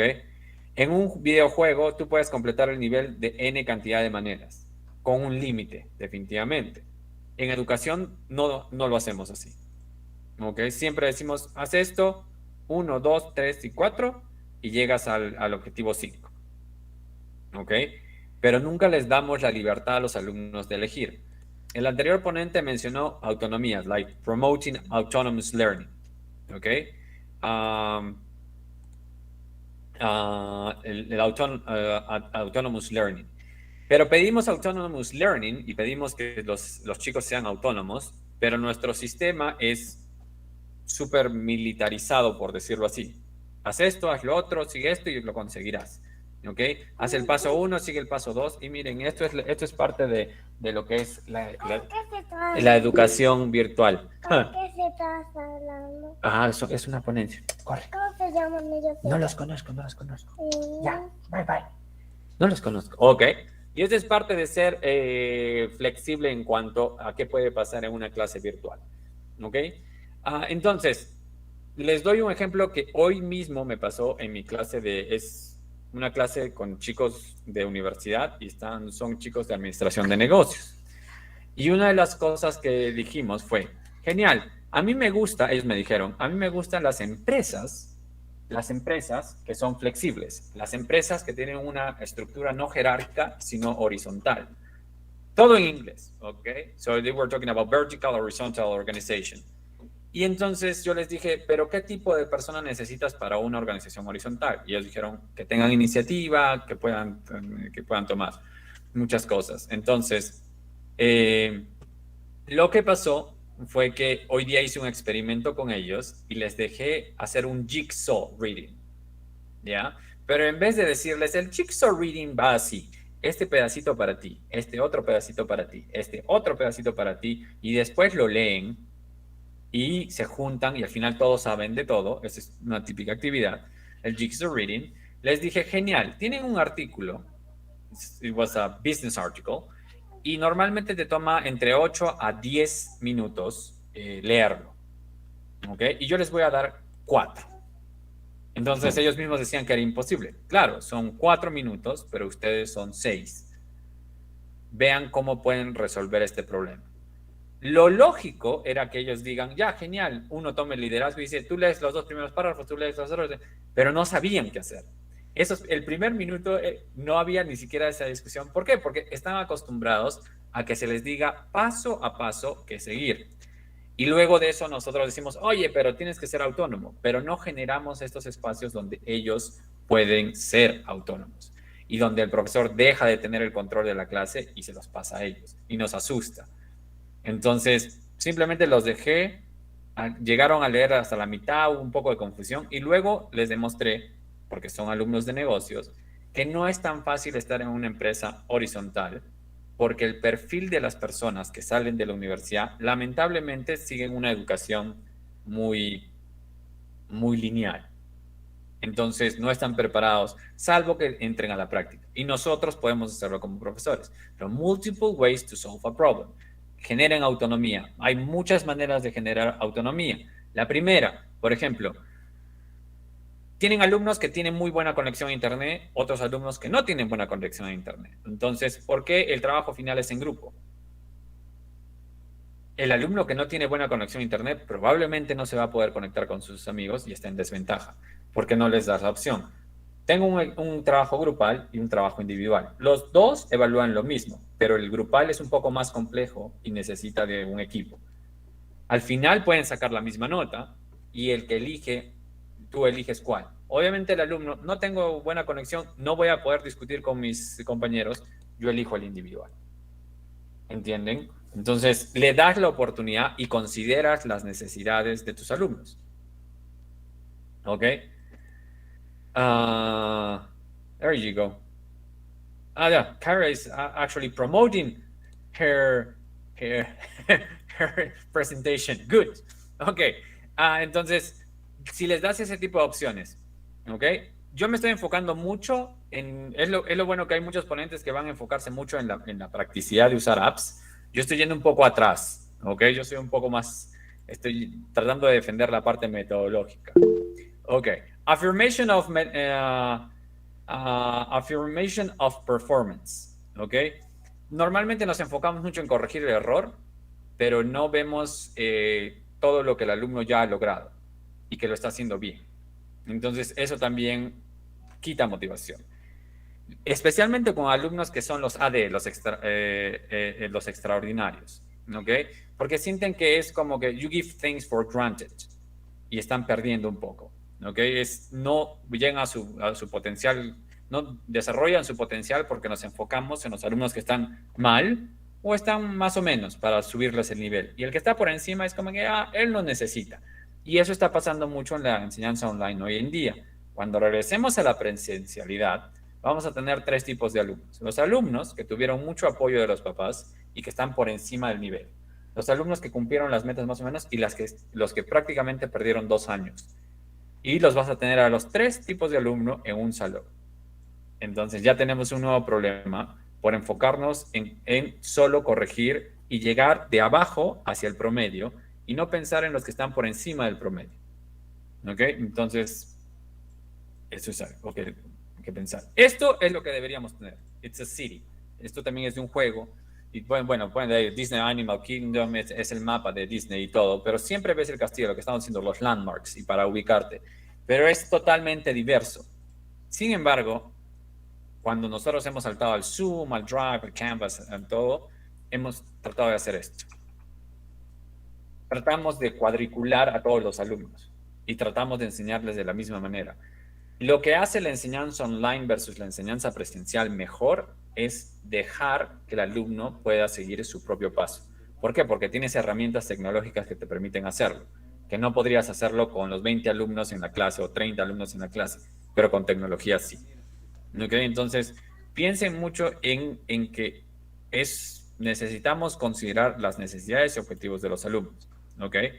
Ahora, este es el traditional design. Step 1, decide topic or content to be covered. So basically that comes from the books. Step 2, create lessons to teach the topic. Okay, these the simple past and yeah, this exercise, blah, blah. Step 3, develop an assessment to measure the learning. Okay, an exam. Okay, to measure the learning that you have taken in those lessons. That is normal. You take a book de cualquier editorial o aprendo en casa y agarras y creas tus lecciones. Okay, now vamos a hacerlo al revés. So first, it's articulate your expectation, goals. Realmente a dónde quieres llegar. Define evidence of learning. Pueden usar metodologías como task-based learning. Evidencia práctica. ¿Ok? No solo fíjense en los exámenes. Y les vuelvo al ejemplo de mis alumnos de negocios. ¿Saben cuál ha sido su examen de medio mes? Conseguir un trabajo en una empresa internacional. Y de los 6 alumnos, creo que 2 lo van a conseguir. Entonces, ¿cuál fue el objetivo de esas semanas? Ellos tienen un nivel intermedio. Aprendieron a usar el inglés de una manera muy directa y aprendieron a usar su CV, pasar entrevistas de trabajo, cover letters, y era muy práctico. Y entramos a LinkedIn, buscamos prácticas pagadas en empresas de Estados Unidos y han postulado. La motivación por el cielo, ¿ok? Y era una evidencia. Si ellos pueden postular a cualquier empresa, pueden ser aceptados, pueden pasar entrevistas de trabajo, yo no tengo que preocuparme por un examen, porque ya sé que lo pueden hacer, ¿ok? Entonces, no era una evaluación típica, sí lo combiné con exámenes, quizzes, todo para verificar que estén hablando bien y todo. Y de ahí a structure the class to help students pursue the goals. Toda la clase se basa en que yo los voy, más que enseñando el idioma, coacheando con el idioma. So it's like coaching para que ellos puedan conseguir esta meta. Entonces, por eso utilizamos mucho task-based learning y project-based learning. Project-based learning es un poco complicado hacerlo en línea, por eso preferimos un poco más de task-based learning, pero también depende de la edad y del alumno. ¿Ok? Este es backward design. ¿Ok? You start with course goals, long-term goals. En mi long-term goal de mi curso es que los chicos puedan desenvolverse en el mundo de los negocios en un país como Estados Unidos. Y va a tomar tiempo. ¿Ok? And then you have final assessment. ¿Ok?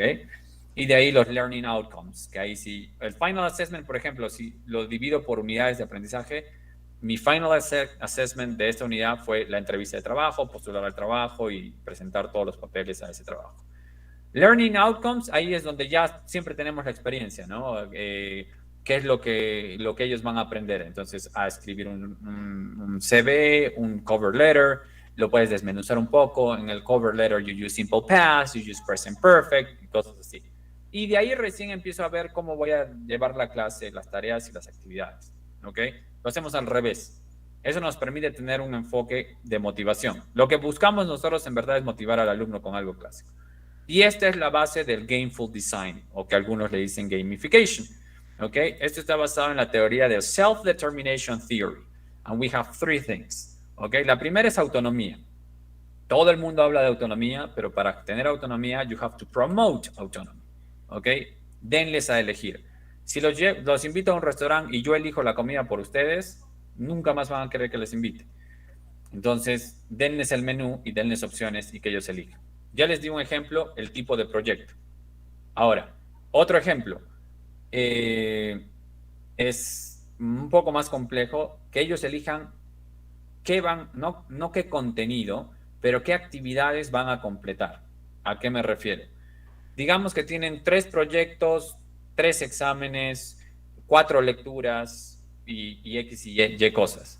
Pero ellos pueden elegir completar 3 lecturas nada más, 2 de los proyectos, 2 de los exámenes, y si lo hacen bien pueden pasar. O alguien dice, yo voy a completar todos los exámenes, voy a completar todas las lecturas, pero no voy a hacer solo un proyecto. Pero si lo diseñas de una manera que todo eso está en un camino que les permite aprender, ellos van eligiendo qué hacen y qué no. Obviamente hay actividades que son opcionales, que solo los alumnos extraordinarios lo pueden hacer, y ellos van a sentirse motivados. Entonces, ¿suena que tengo que planificar más? No, al contrario, lo planificas una vez y el que elige es el alumno. ¿Ok? Es un concepto bien raro, pero funciona muy, muy bien. Y lo otro es el challenge. La chiquita con la patineta es un challenge, es algo que no sea muy fácil ni muy difícil de hacer. Y eso ha pasado en enseñanza online. La gente habla, se está usando mucho lo que es el flip learning, flip classroom, la clase invertida. El tema es que la clase invertida no funciona bien por sí sola, ¿ok? Y no me dejo engañar, les dejan algo, un video, miren este video, llega a la siguiente clase, ¿vieron el video? No. Entonces, ¿sí qué hace el profesor? Tiene que volver a explicar. Ah, no, entonces les bajo puntos. Igual, a la siguiente clase, igual no vieron el video. Entonces, con Gameful Design los motivas para que se vuelva un juego y sí vean el video, una de las soluciones. Dos, el otro tema es que cuando tú vuelves, te doy el video, después la clase, te doy el video, después la clase, se vuelve muy monótono y se vuelve aburrido. Se vuelve muy simple y pierdes motivación. Ahora, lo haces mucho más difícil. Digamos, no les mandas un video y empiezas la clase con un examen. Entonces es muy frustrante porque no sé qué es lo que quiere el profesor y me frustro y pierdo motivación. Tiene que ser en el medio. Si es tan fácil que lo pueden hacer sin su ayuda del profesor, like, it's way too easy. Si es tan difícil que con su ayuda, con la ayuda del docente, no pueden completar la meta, el objetivo, está por encima del nivel. ¿Ok? Y lo otro que también lo mencionó Dennis es la parte de comunidad. ¿Ok? Se ha perdido mucho y uno estudia y somos sociales. O sea, uno va al colegio porque quiere conversar con sus amigos, va a la universidad porque quiere conversar con sus amigos. ¿Ok? Pero eso se está perdiendo en las clases online. Inclusive ahora, ninguno está con la cámara prendida. ¿Ok? All cameras off. Dice, internet connection problems. In my class, cameras have to be on all the time. And I am interacting. And I'm asking questions all the time. And I let them interact. Okay? But I also use this. I'm going to share my screen. Let's change this. Vamos a ver si esto funciona. Para los curiosos. Okay, so let's see. Hopefully this works. Esta es un mundo, y es mucho más ligero que el Google Meet. Ese hombrecito que ven, soy yo. ¿Ok? Y si yo quiero hablar, lo puedo hacer. Esta es mi cámara. Pero ahorita no hay nadie en este mundo virtual. Pero si ven a la izquierda, son las personas que normalmente se conectan conmigo. Estos son mis teachers cuando hacemos reuniones, ¿ok? Pero lo hago también con mis alumnos. Lo que pasa es que simula de una manera mucho más natural y normal el hecho de conversar. ¿Qué quiere decir? Si yo me acerco a un escritorio, puedo interactuar con ese escritorio. Si aquí hubiera una persona, me acerco y la cámara y el audio de la persona se activa. Si yo me alejo, no lo escucho. Entonces, ¿por qué me gusta utilizar esto cuando tengo grupos? Porque simula muy bien el hecho de que ya, trabajemos en grupo. Acuérdense cómo eran nuestras maravillosas clases presenciales. Se dividían en grupos o en parejas. Tú caminabas hacia un lado, los escuchabas, caminabas al otro, los escuchabas y empezabas a dar feedback. Pero mientras estabas dando feedback, los chicos tenían esa libertad de estar hablando entre ellos y trabajando solos. Aquí, en el Google Meet, en Zoom, así hagas breakout rooms, la comunicación es muy irreal y hay mucha interrupción. Entonces, el simple hecho de poder alejarte de alguien y dejar de escucharlos como teacher te permite moverte y darles ese espacio para que ellos puedan conversar tranquilamente. Y es mucho más fluido que un breakout room. Pero también lo utilizamos para la parte social. ¿Ok? Hay muchas situaciones en las que podemos estar aquí conversando y jugando algo. Estos son juegos que vienen en este mundo virtual. ¿Ok? Y ahora me pueden decir, pero no tengo el dinero. Este mundo virtual es gratuito. ¿Ok? Y pueden crear muchos mundos virtuales para diferentes clases. ¿Ok? So, el nombre es Gather. Okay, Gather Town. Pueden decir, pero el Internet, mis alumnos no tienen buen acceso a Internet. Si pueden acceder a Zoom o a Google Meet, esto es mucho más ligero que Zoom y Google Meet. ¿Ok? Y lo hemos comprobado con mis alumnos. ¿Ok? Entonces, eso te incluye en la parte social. Social y también de trabajo en equipo, en grupo, los puedes mandar. Yo, por ejemplo, les digo, algunos váyanse a los sofás. Vienen acá a los sofás y se sientan y están ellos tres. Los otros están en los otros sofás, pero están trabajando. Y yo me acerco y puedo ir y ver y conversar. O tenemos grupos grandes como este, que todos los que estén en esa oficina van a escuchar. O auditorios, inclusive tenemos restaurantes. Entonces, los chicos les ha gustado bastante porque podemos tener este tipo de de lugares. Y tenemos también podios. Si yo me pongo ahí, todo el mundo, en todo este mundo virtual, va a poder escucharme, sin importar si esté cerca o lejos de ellos. Entonces, también permite hacer cosas mucho más, se acerca un poco más a la clase real. ¿Ok? Entonces, eso viene con el tema social. Ya no pueden utilizar esa herramienta, incluyan tiempo. 5 minutos para que los chicos puedan conversar, pregunten, sepan qué está pasando en sus vidas, no necesariamente en el target language. ¿Ok? Bueno, ya adelanté un poco de esto, es lo que hicimos nosotros.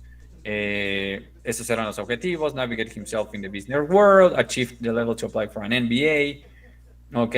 Eso era lo que elegimos. Get a job. Usamos LinkedIn. Y ahí es donde vinieron las opciones. Ellos eligieron a qué trabajo podían postular. Algunos eligieron IBM, algunos eligieron otras compañías. Y estos son los ejemplos de autonomía que les dimos, ¿no? Autonomía por colaboración o no, lo que les dije, un trabajo grupal, un trabajo o individual. Autonomía through submissions, que eso es cómo presento. Mi trabajo final va a ser un video, va a ser en vivo, va a ser un comercial, y ellos eligen bajo nuestra guía. Y autonomía through assignment selection, lo que la explicación que les di de cuántas lecturas tienen que completar, o de repente este es opcional o el otro, pero ellos pueden ir sumando, ¿ok? Sumando esa experiencia de aprendizaje. For example, you need to receive 1,500 points to receive an A in this course. They can be made up of a combination of exams, paper quizzes, group projects, or individual projects. Los números no importan. En general, funciona con cualquier tipo de sistema de evaluación. Pueden poner la estrellita si quieren, ¿ok? Exams, 1,000 possible papers, todo lo que pueden sacar. Y ellos eligen. Si se dan cuenta, tengo en juego 1,000, 2,000, 3,000, son, ¿cuántos? 3,000, 4,000 puntos, más o menos, y ellos necesitan 1,500 para aprobar. Obviamente no son que les estoy regalando, sino que en verdad tienen que comprobar que han aprendido. Y ellos eligen. La motivación se va al cielo, y lo hemos comprobado. Nuestros alumnos están súper enganchados y compiten de una manera colaborativa. ¿Ok? Entonces, eso es lo que tuvimos, el Get a Job, LinkedIn y todo lo que hicimos. Estos son mis alumnos de negocios y ahí están conversando en Gather. Y en verdad es como que estamos en nuestra reunión de negocios y todo, hemos creado el mundo virtual. Y ellos pueden conversar, a veces se mueven para otros lados y demás cosas. Ahora, no tenemos el tiempo, pero solo para acabar, si ustedes van a trabajar con un niño de 8 años o con un adolescente de 15, probablemente estas herramientas no van a servir. De repente el mundo virtual sí. De repente la motivación de postular un trabajo no. Entonces, no pueden presentar un mismo objetivo o un mismo diseño para todos sus alumnos. No hay enlatados, no hay metodologías que sirvan para todos. No hay método perfecto y lo mejor es tomar de varios y aprender. Pero lo más importante es que ellos deberían estar incluidos en el diseño del curso. Si ustedes no están tomando en cuenta a sus alumnos en cómo van a llevar la clase, se van a dar con muchas sorpresas. Y la mayor sorpresa que va a pasar es ahora que todo el mundo está yendo a las clases híbridas. ¿Ok? Pregunten a todos los colegios cuántos de ellos en verdad están preguntándole a los papás, a los alumnos, si están interesados en una clase híbrida, en primer lugar, y qué recursos tienen. Segundo punto, no digo que las clases híbridas no funcionen. Funcionan, pero necesitan una inversión muy grande. Y si alguien intenta hacer una solución barata y sobrecargar al profesor, esa clase híbrida no va a funcionar y va a ser muy frustrante. Preferible eliges presencial o virtual y que cada uno elija cuál es la mejor opción. Si tienen los recursos y sus alumnos y los papás de sus alumnos tienen los recursos, elijan la opción híbrida. Pero si no están considerándolos en el diseño del programa pedagógico para el siguiente año, no va a funcionar. Así, y lo puedo adelantar y podría hacer una lista de todos los errores que van a haber, pero sea que seas un profesor de colegio, universidad o que des clases particulares, si diseñas el curso sin hablar con el alumno, sin considerarlo, eso no va a ir muy bien. ¿Ok? A eso me refiero con student needs. Hablen con ellos. El feedback, cuando dije constant feedback no solo es de las notas, sino es de los alumnos hacia ustedes. ¿Qué funciona? ¿Qué no funciona? ¿Cómo están? No se dediquen a cubrir material. Dedíquense a que aprendan. Pónganles misiones que son tangibles para ellos. Algo que con niños que puedan aprender a jugar en inglés. Les hemos enseñado a jugar desde las escondidas hasta, o sea, diferentes juegos con los papás, hacer búsquedas del tesoro, pero lo hacen en inglés. Los adolescentes nos hemos vuelto algunos youtubers, pero les encanta, o sea, son cosas que ellos hacen y que lamentablemente a veces nos olvidamos y pensamos que eso no es una buena manera de evaluar, ¿ok? Pero sí lo es, ¿ok? Bueno, es lo mismo que debimos hacer, pero we are out of time. So that's my email if you have questions. Disculpen que no lo haya hecho todo en inglés, pero me pidieron que lo haga en español, especialmente pensando en los alumnos de primeros años. Y hay que complacer, como les dije, se tiene que tener en cuenta a tu audiencia, a tu alumno, ¿ok? Entonces es por eso que, si no, todo lo que hubiera dicho, probablemente la mitad hubiera aprendido y la otra mitad no. Entonces, eso es parte de considerar la necesidad de los alumnos cuando estás en una clase. Bueno.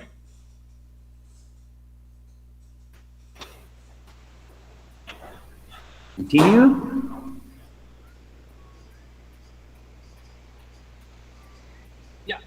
Ya terminé. No sé si habrá preguntas. Sorry, Mr. Jose Manrique. We have to give our thanks for your explanation here. I don't know, so here in YouTube, questions, please. Yeah, here we have a question from Aldo Luis Enrique Loaiza Caballero. In the teaching of English, the effect Pygmalion, what do you consider about with the autonomy of the students? So it's inductive or don't? So what do I consider in autonomy for students? That's the question, like my point of view on autonomy. Okay. Bueno, hemos estado hablando de autonomía, and I think autonomy is super important, but you have to promote autonomy, okay? En otras palabras, si queremos alumnos autónomos, tenemos que dejar de controlar la clase, okay? Simple as that. Si quieren alumnos autónomos, dejemos de controlar la clase. Se pasa el control a los alumnos y nosotros pasamos a guiar. ¿Ok? Pero no solo es, ya, estudia, ya, lee, ya, completa. No. Tenemos que generar actividades en las que ellos demuestren autonomía y colaboración y te utilicen a ti como guía. No solo es, haz esto, haz lo otro, ya eres autónomo. Ustedes hacen todo. No. ¿Ok? Autonomía va más allá. Va más en el hecho de tomar iniciativa. Tú les dices A y ellos deciden, yo hago A y B, o tú les dices, digamos, ¿cómo quieren? Les das la idea de la misión de completar una actividad, pero ellos deciden cómo completar esa actividad. ¿Ok? Entonces no les dices el cómo, pero sí les dices el objetivo y les das pautas. Entonces ahí sí se genera autonomía. Si no, solo decirles haz esto, haz esto, haz esto, haz esto, haz esto, y tú no lo estás haciendo, estamos siendo ociosos ahí. Entonces, eso es diferente. Ok. Sí, bueno. Para la siguiente consulta, ¿ver? Ahora sí. La siguiente consulta es...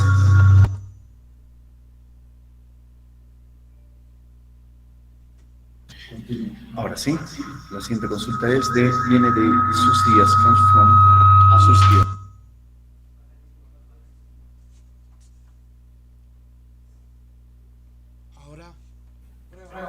Ahora sí. Susi, Díaz is asking about dice, ¿cómo debemos adaptar la nueva tecnología, las nuevas TICs y herramientas tecnológicas a aquellos niños que no tienen efectivamente estas nuevas herramientas? Esa es una muy buena pregunta y les cuento una experiencia. Es lo mismo que he estado repitiendo en la ponencia, depende de tu alumno. Nosotros tenemos un programa que se llama English in a Box.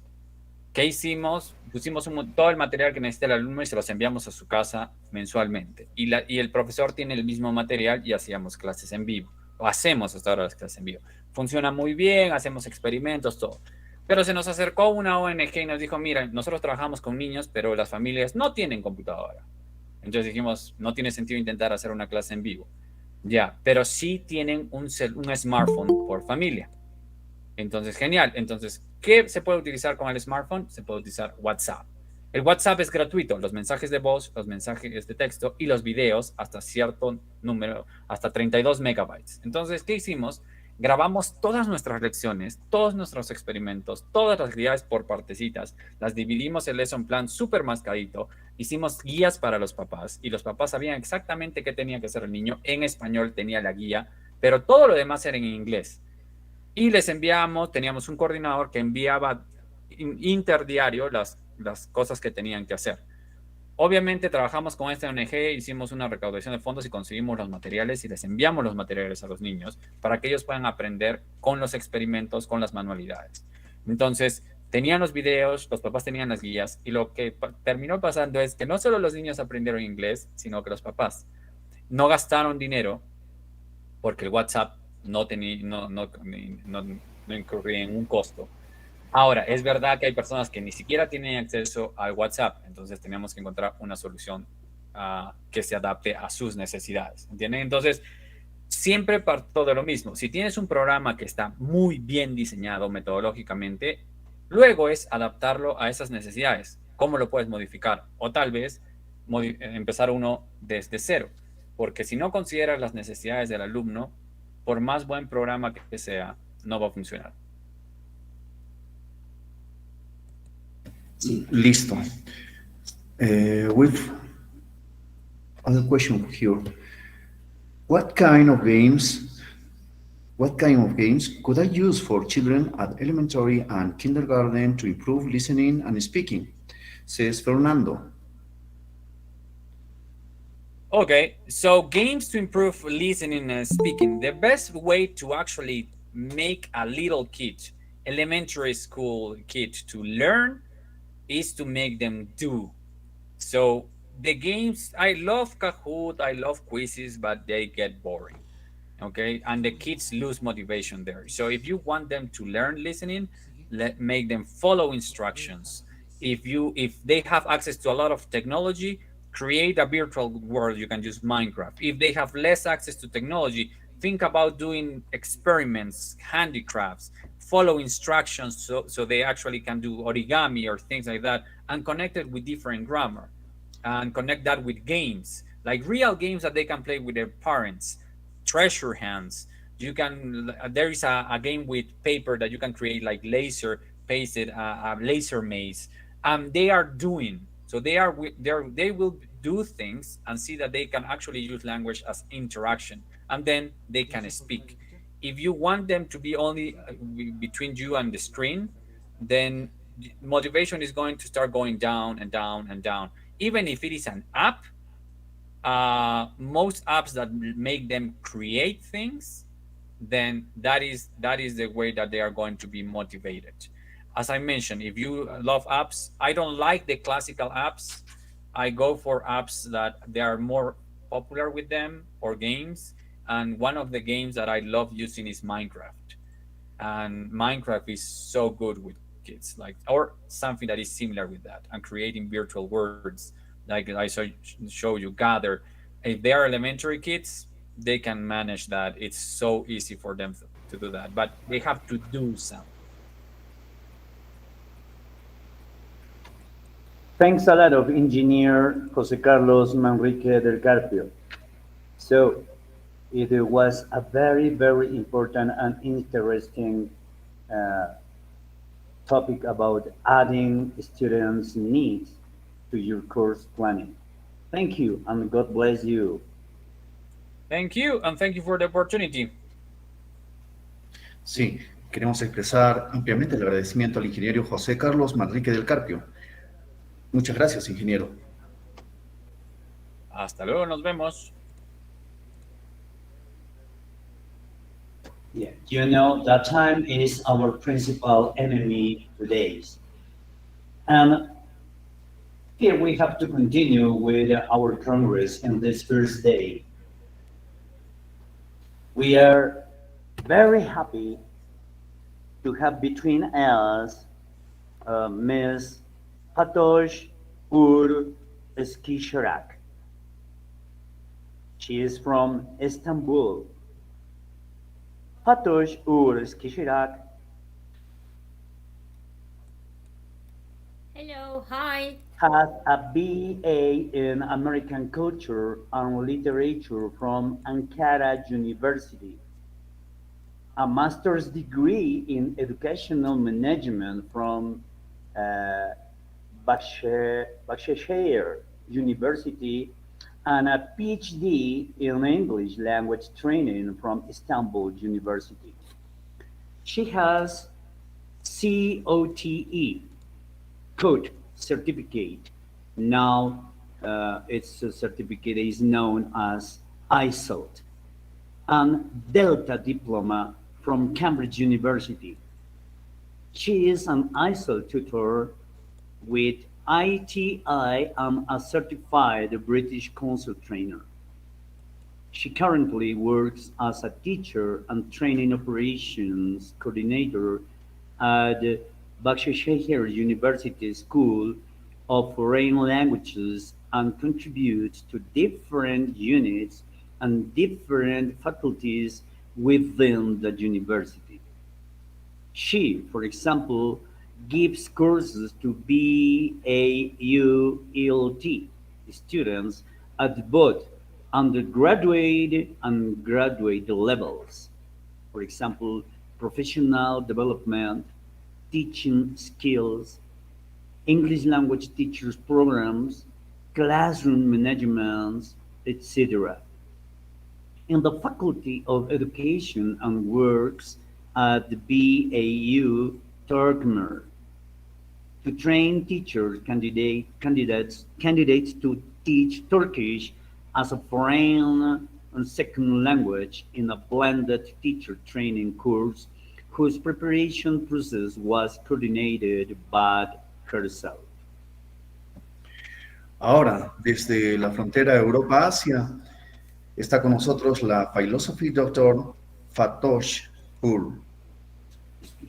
Tiene una licenciatura en Cultura y Literatura estadounidense de la Universidad de Ankara, una maestría en Gestión Educativa de la Universidad de Bahçeşehir y un doctorado en Formación del Idioma Inglés de la Universidad de Estambul.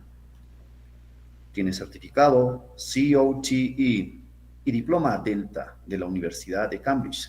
Es tutora de ELT con ET y formadora certificada por el British Council. Actualmente ella trabaja como maestra y coordinadora de operaciones de capacitaciones en la Escuela de Idiomas Extranjeros de la Universidad de Bahçeşehir y también contribuye en diferentes unidades, facultades dentro de las universidades.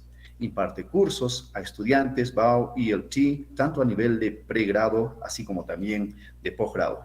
Los aplausos, entonces, para Fatosh Urski.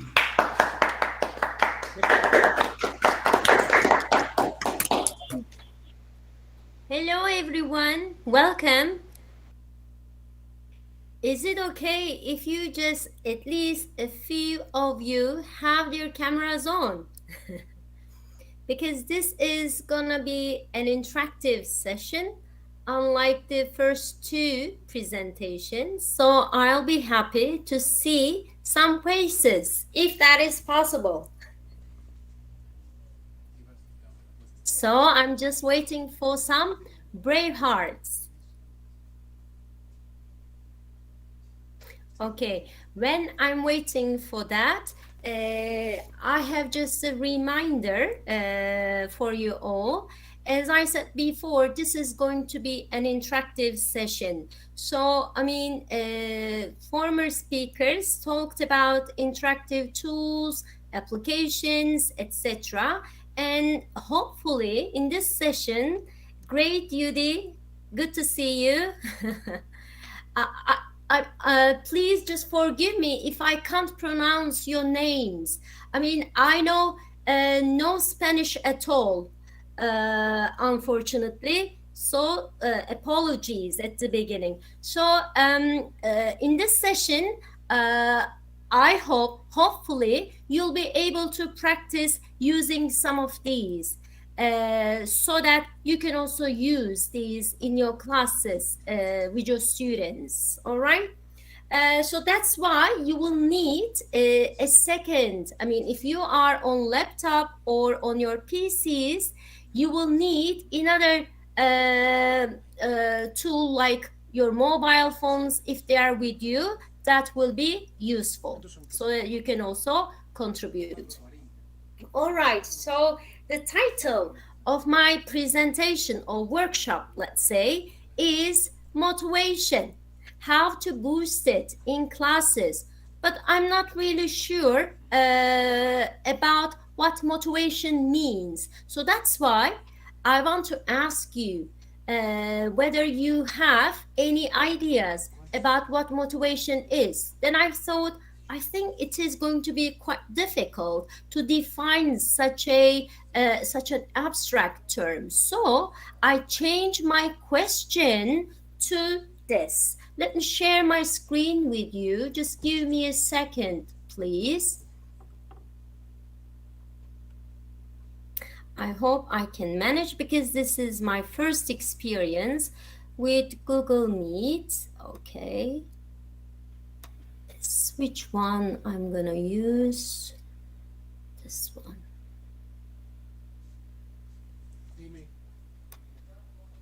Perfect. Now I think you can see it. So here is my question.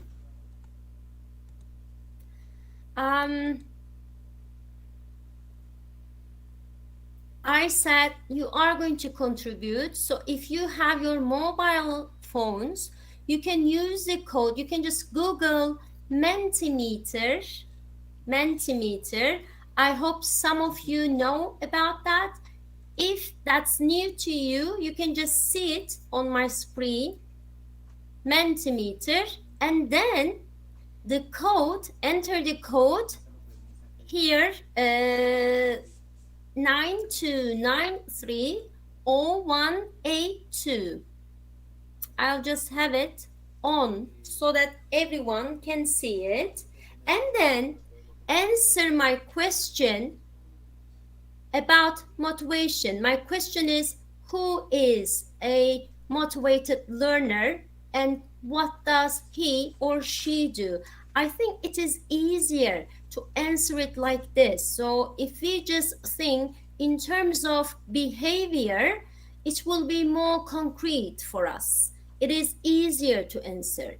So what kind of a student is motivated? Just write your answers to Mentimeter. I think it's okay. So I'm just not sharing this voting code anymore, if that is okay. And then I want to see your responses on the screen.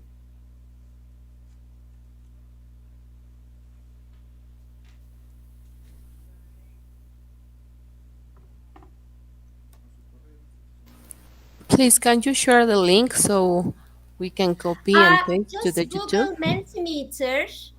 I can also share the link. Here, I'm just sharing and copying and pasting it into the chat booth. Yes. Let me just, I mean, you can just enter it in 3 ways, okay? Here is the link. I am sending it to UD. And you can also use the code, okay? When you Google Mentimeter, you can enter the code, or you can also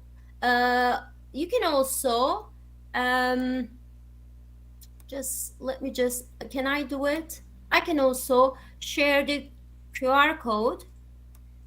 Yes. Okay, where is the, okay. Here is the QR code.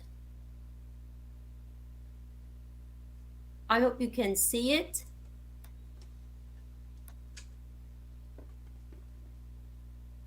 All right.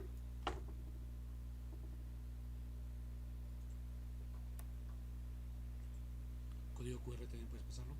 So I hope at least half of you, they are there on Mentimeter and can respond to my question. Who is a motivated learner? What does he or she do? It could be as short as possible. I think it's okay for me to share the link, the QR code, and everything. Let's see the responses now.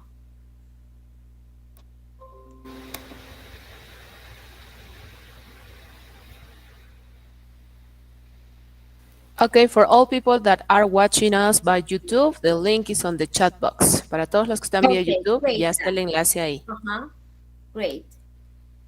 So, for the time being, I don't have any answers. When there are answers, I'll see them all. You will also see them all on your screens.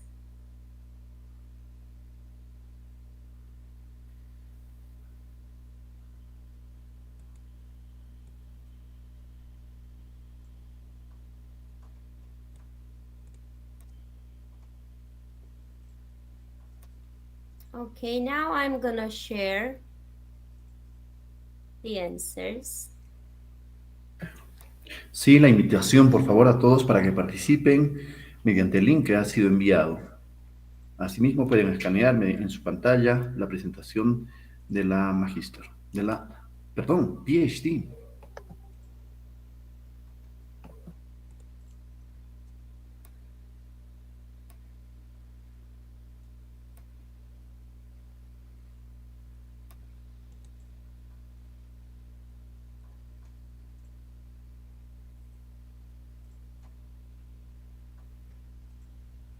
Perfect. Answers are coming. You will see that too.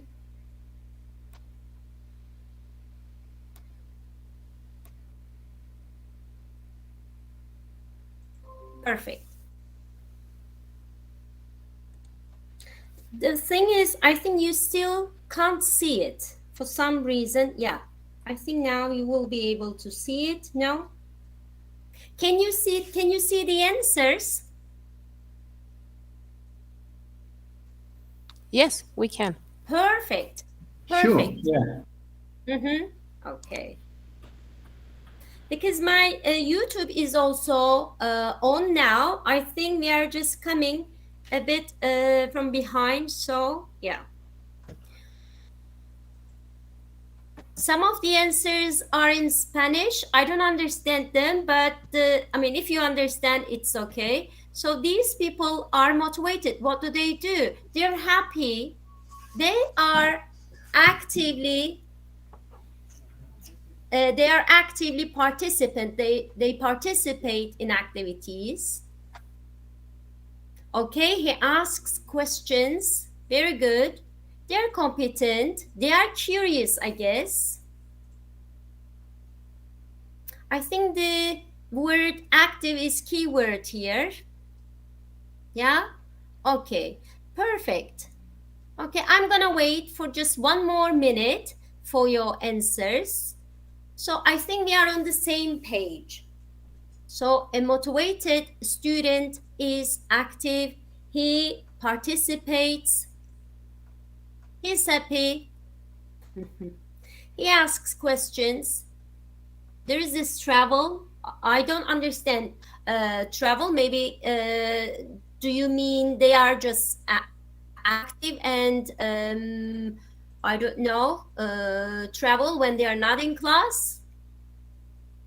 Yes. Okay, thank you very much. So that's good to know. So this is a motivated learner. So my next question, if that is the case, so more answers are coming. If that is the case, if the students should be active so that we can just call them motivated, my next question, is this a problem in your context? I mean, is motivation. Having not motivated students in your class, is this a problem? So my next question is going to be, I'm going to invite you to voting. Maybe this is not a problem in your classes, so no need to cover this. So for this, I'm gonna share a new screen. Yes, we are done with the motivated learners. We know who they are active, they participate. So my next question is,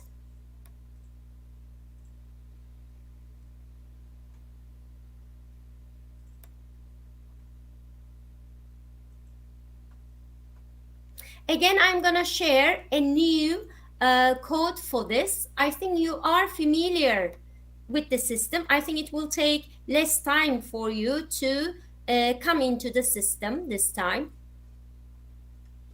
Okay, let me share.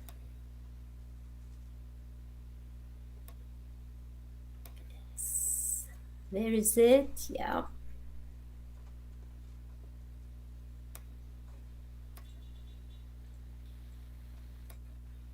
Okay, here is the code. I think the code is easier to use to enter the system.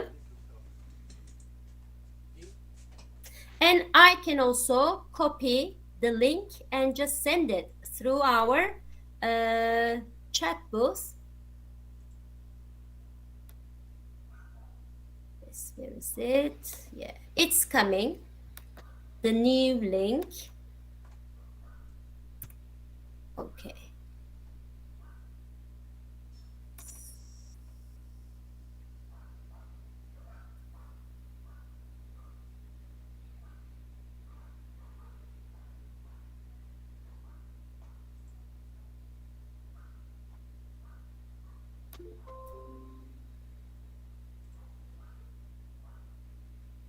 Okay, so I'm just leaving this. Now want to see the answers. Perfect. Do you ever feel the need to motivate your learners? I mean, do you need to do that yourself, or are your students already motivated? If you say no, that means you feel the need. Let's see.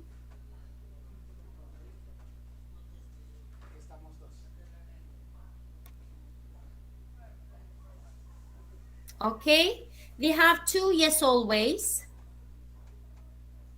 To increase, okay, more answers are coming. 3 people always. So you can still see the code, by the way. Don't think that you missed it, okay? If you are not in the system, oh, you're lucky. Some people do not need to do it all the time. They just sometimes feel the need to motivate their learners. I think that's enough for me. So that means you need some ideas to use to motivate your students then. So I feel useful now at the moment. Okay, thank you very much for your participation. Thanks for answering my question about who is a motivated learner. And I've seen that we are on the same page. You mean active learners. And then I asked you whether you feel the need to motivate your students.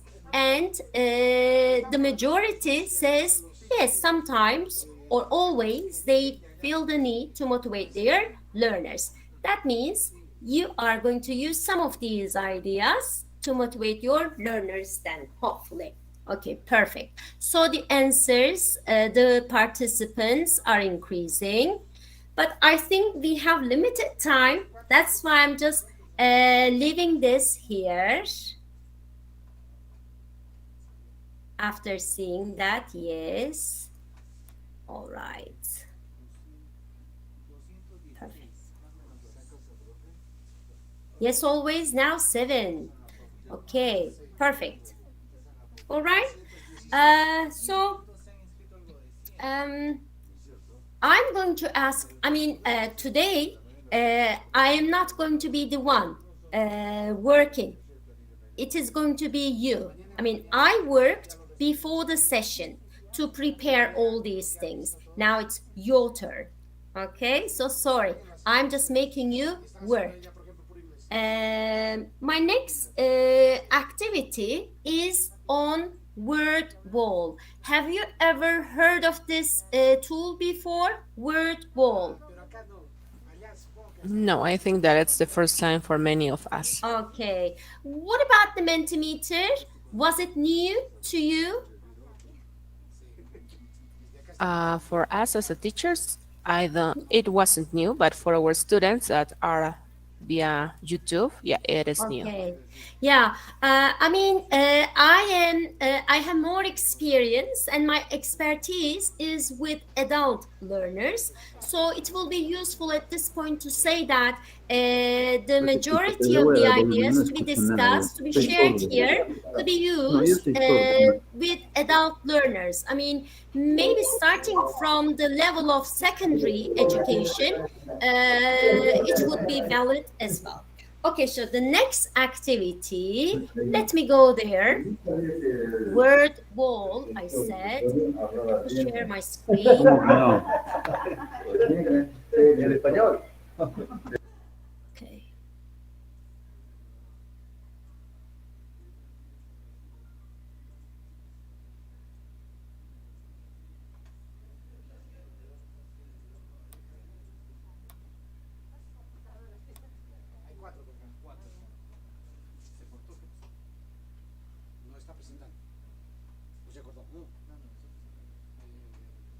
Okay, I just want to share it.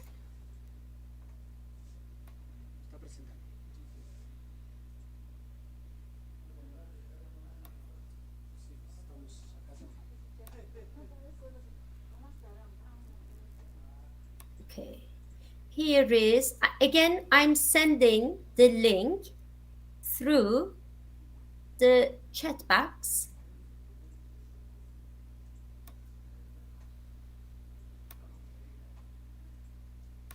And if possible, I'm also going to share the QR code so that you can just show it to your mobile phone and you are there. Okay, where is it? Here.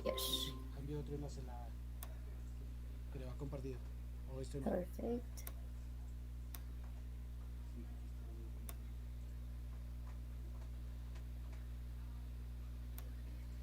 Okay, here is the QR code. I hope you can see it. Can you see it?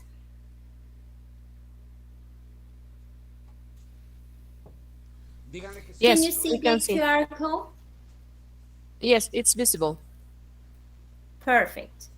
So please just go to word wall, the activity I prepared for you. Maybe when you are going there, I can just give you the instruction. So I have some, let's say, activities or some facts or some statements, and I just categorize them in two groups.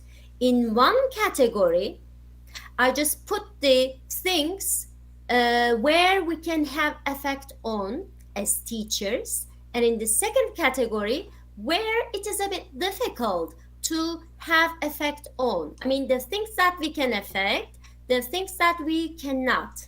This is what you are going to do. You are going to put the statements into categories.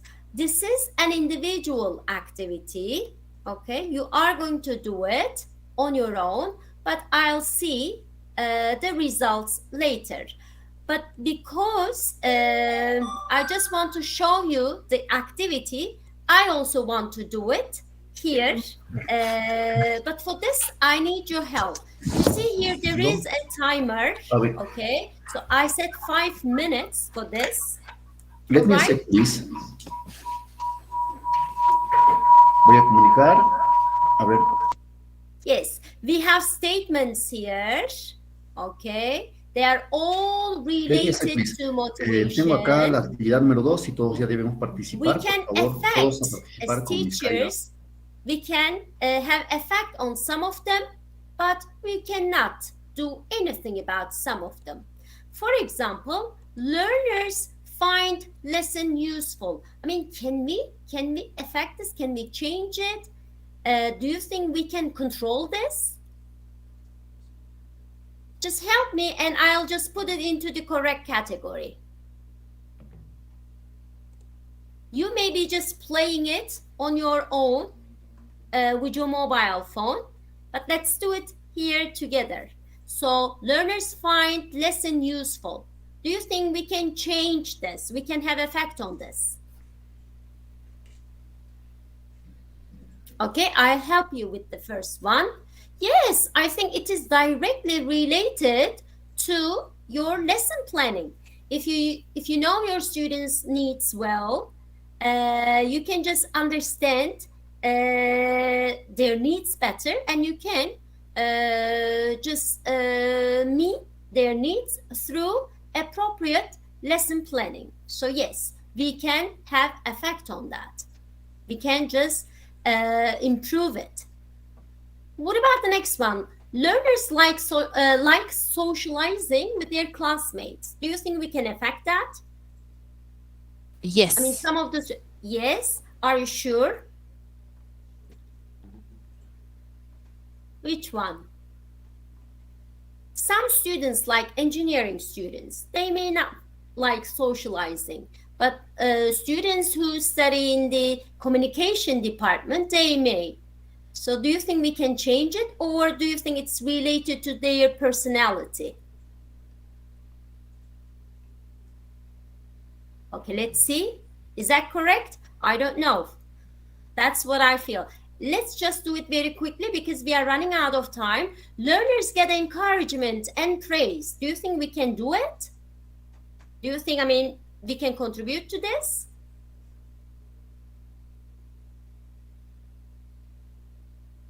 Yeah? Sure.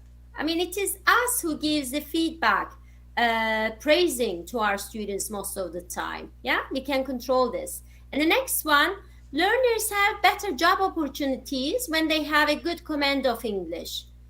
I think we can't control it as teachers. That is how it is. And learners know that a good level of English will be necessary in real life or in their departments. I mean, yes, we can maybe just raise their awareness, but again, I think it's not affected by us, by teachers.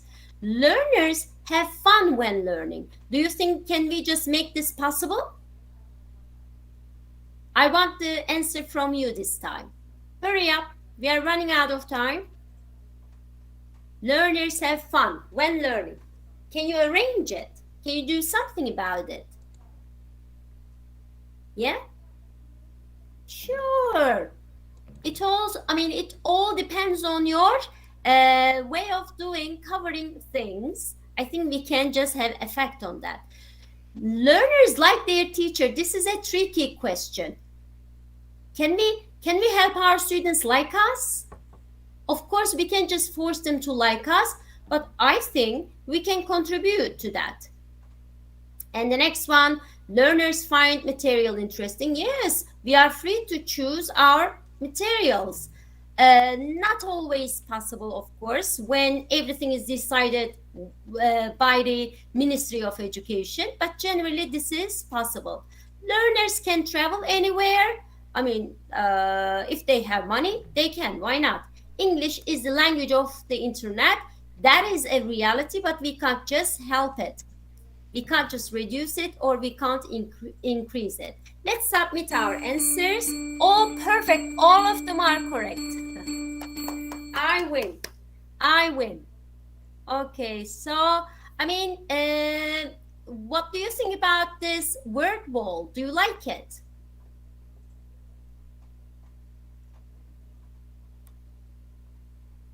Do you like it? I think that it's very, very interactive. It was very interesting.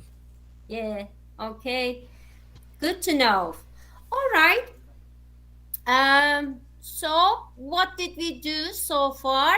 You helped me about the behaviors of motivated learners. We just discussed that. I mean, with your contribution, I didn't do anything. You gave the answers. And then I just asked whether this is a problem for you or not. I said, do you feel the need? Again, you answered. That was like a kind of needs analysis for me. I saw that you need this session or you wanted to, volunteer to attend this session, or you were happy to attend this session because you needed that. So I used that. And the next one was, can we affect everything related to motivation? That was my concern. Okay. So, yes, we can control some things as teachers, but we can't control everything. So, for this, again, I didn't just say that to you. I ask you to contribute to it. How? Through word wall activity. So, this could be done if teaching is online by your students individually.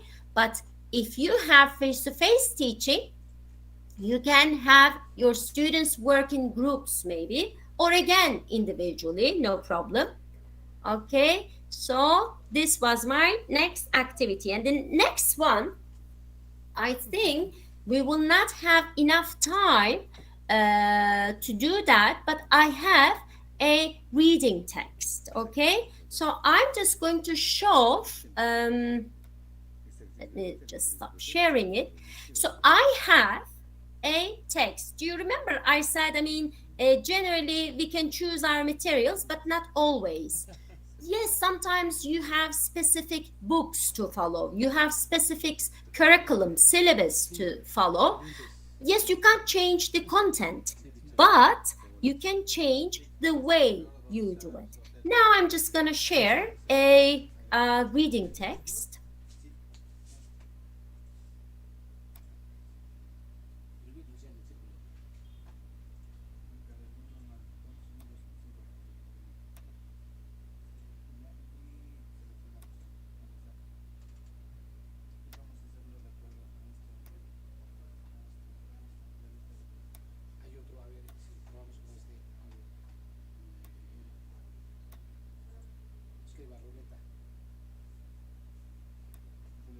Somehow it doesn't help me. I think I can't do it. Maybe it's me who can't do it. No. For some reason, I can't just... I also can't just share a document, I guess, through the chat. How can I just share it with you? Okay, it seems not possible to share the document. It may be because of me. All right, so I'm just gonna change it. So my idea was this. I can just send this reading text, okay, to you later. I think Yudi can help me with that. Yudi, can you just help me with that? If I just share the document with you now, do you think you can share it with the audience now or later maybe? Yeah. Okay, let me just try. If you can do it, fine. If you can't do it, no problem. Let me just very quickly. It's a reading text about motivation. It's coming. Yes. It is about the things teachers can, affect in terms of motivation.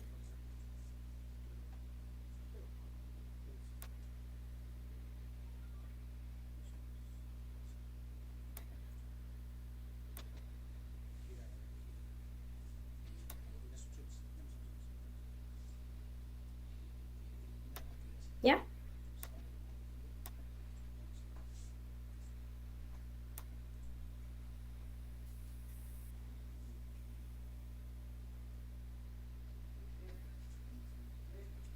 let me just try again to share the document. Maybe I can just manage it. All right. Is it? Okay, we are going to open it, okay? Do you have it now? Yes. Oh, perfect. Sure. Excellent. We I'm want to so open it. happy. Okay, so you have the reading text. Now, I mean, as you see, there are some set questions, all right? A few seconds, please. Mm-hmm. Just give us a sec. We're going to share.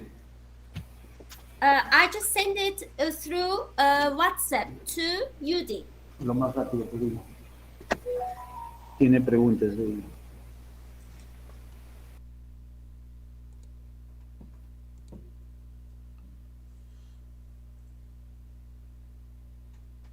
Just give us a sec, miss. We're going to share. I mean, let me just. Okay, let me share all of my screen, and this time I think you will be able to see my, whole computer. Where is it? Reading. Now, can you see it? Sure, we can see it. Perfect, perfect. Yeah. So Yeah, we here can is the see it. text, and here are the tasks, okay? So this is for you. 2 pages, okay? So I say, yes, maybe you cannot change the content of the curriculum, but you can change the way you cover these things. I mean, if, especially in my case, our students do lots of reading, and they may get bored very easily. And for this, I use KWL chart. KWL chart. What does it mean? It is K for know, what I know about the topic, and L stands for what I want to learn about this topic, and KWL, what I want to learn, and L stands for what I learned from reading this text. So I mean, it's like brainstorming. Students just brainstorm what they know about it. So we just set their schemata. We raise their awareness about the topic so that they understand the text better. And then they just write some questions maybe about the things they want to learn about the topic, so that their curiosity is arisen.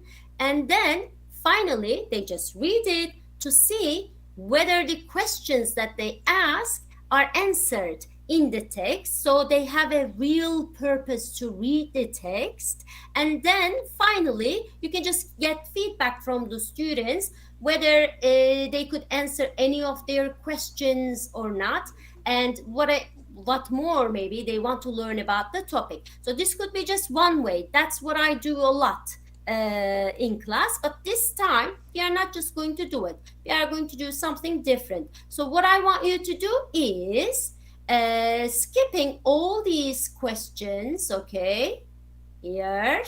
Instead, because you are adults and you are motivated enough, you are not students, that's why I think I can test your memory. What I want you to do is just read this text, okay, and then I am going to ask 5 questions about it through Kahoot, all right? So I'm just going to give you like 4 minutes, okay? And then you are going to answer 5 comprehension check questions. So it's going to be like a competition. No es un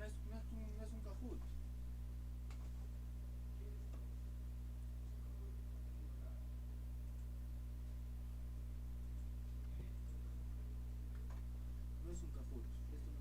In class, I would use music sometimes. I mean, I check it with my students. If they're happy, to listen to some, soft music, then I just have it on. Now I can't do it. Miss Kyra, the students are asking what time do they have for the answers? Or for the reading, Now sorry. 4 minutes. 4 minutes. You will answer 5 questions. Now 4 minutes to read the text.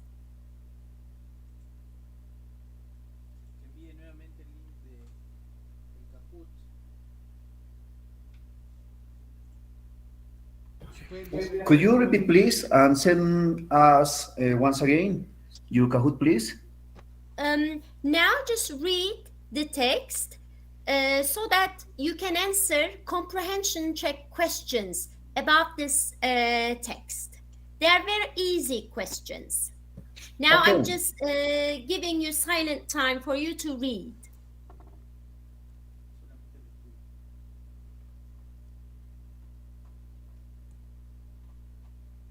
Is it okay? That's okay. Perfect.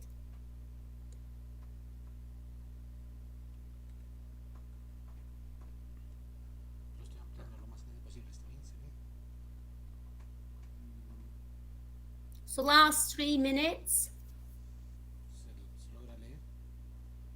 Last 3 minutes.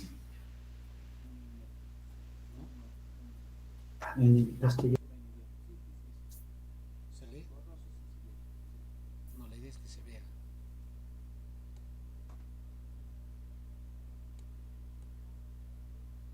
Estoy ampliando todo lo posible.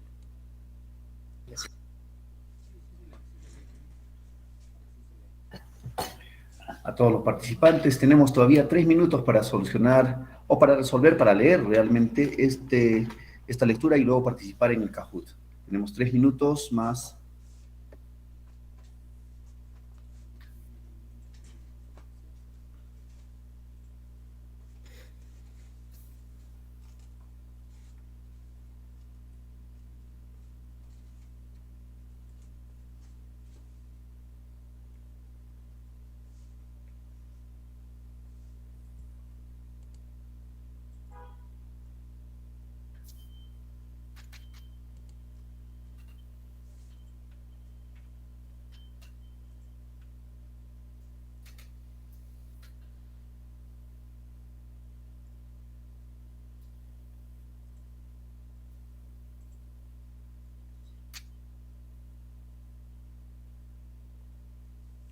En turco siempre, ¿no? Abajo, ¿qué tira pie? Solo sé que es ocultar y el otro es dejar de mostrar, ¿no? Dejar de presentar. Okay, last 1 minute, and then there will be a Kahoot quiz about this reading text. Envío ya.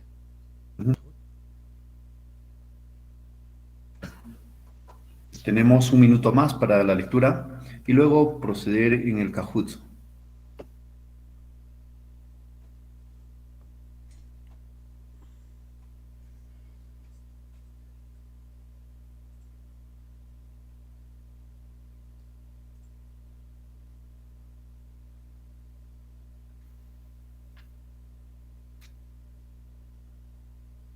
¿Cuántos hay en YouTube? ¿Han bajado? ¿Han subido?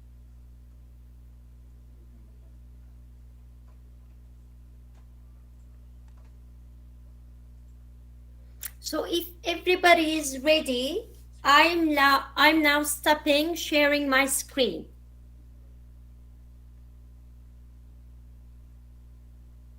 And going to Kahoot. Envío link. Kahoot.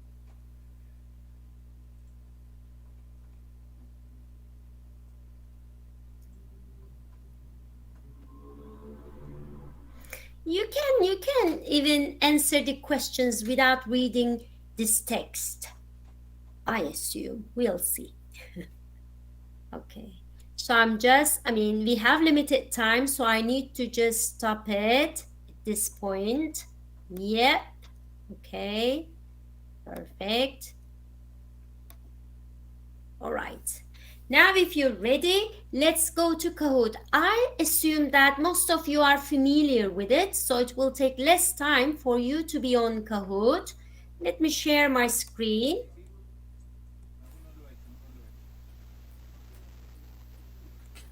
Can you share the link, please? So we I can send will. it to Okay, the I will students. as well. That's what I'll do. Or you can just, again, enter the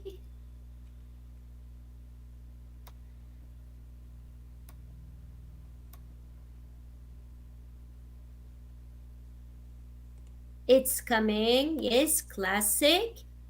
Now here is the pin. I think, is it possible to, okay, let me just share the link as well. Where is it? It's here. Yes, I am just sending it to UD through Google Meet chat. Ahorita están conectados 140 y tantos. Y inscritos son 200 cuantos teachers. 215. We have the code here. Thank you, Miss. Perfect. Very good.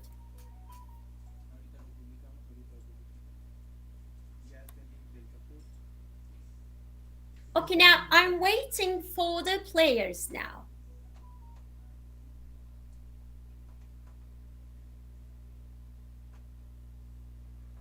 You can also just Google Kahoot and enter the game pin, which you can see on the screen now.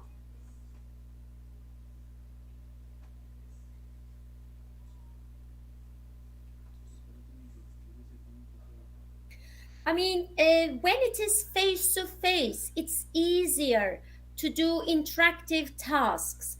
But when it is online, as you see, it takes time for the students to come to the application or tool. So it takes time. I think as teachers, we need to be prepared for any kind of problems, or let's say silent times. We shouldn't be afraid of those silent times. Why? Because students will be busy actually.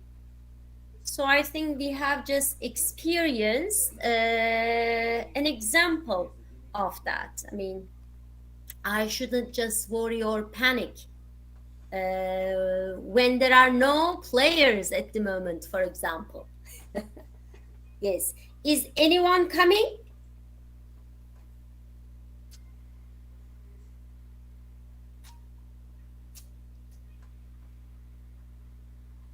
Están escribiendo harto. Repeat, please. I'm now waiting for the players. When there are at least 2-3 people, I will just start the competition. Okay, I'm going to announce a todas las personas, por favor, únanse al Kahoot que está en el chat, que ya se les ha enviado vía Meet y también vía YouTube. Todos, por favor, participen, inscríbanse.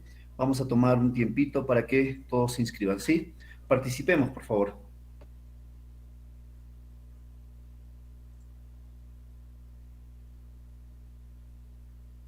Just in case, I'm just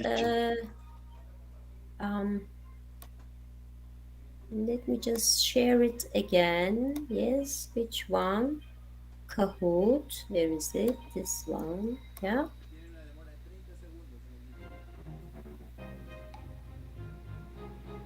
Now, can everybody see the game pin?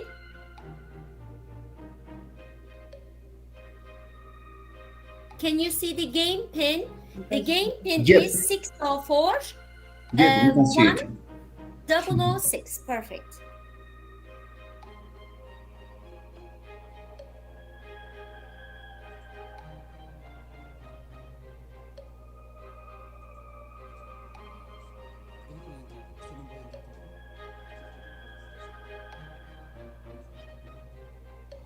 So I'm waiting for the players to come so that we can start the competition.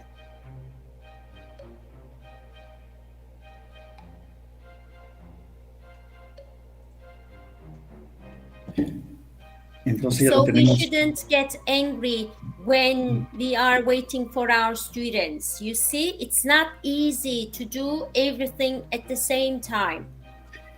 Maybe Yeah, their internet is slow. Miss, I have a question because could you please send again the The Kahoot link, you link, mean? please? The link? Yes, yes, please. But it may not be possible to play it with the link. I mean, I already shared it, but let me just share it again. I think you need the game pin for this. But still, I am just sending it again.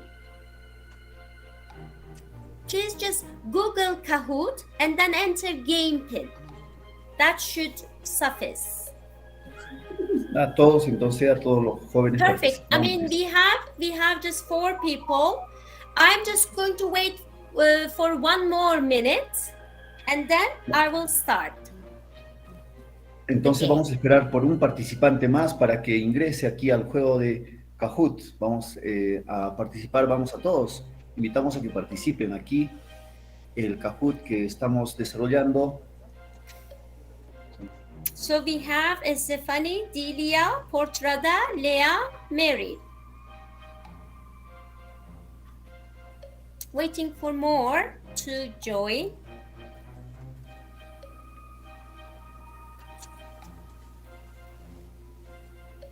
Advin has just arrived. Oh, Leslie has come.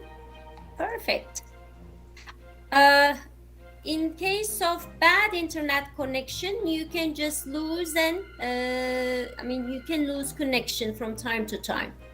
Perfect. We have more people, so it's worth waiting then. So 10 more seconds, then I'll start. 10 segundos más, esperamos 10 segundos para que ingrese un participante más. A ver.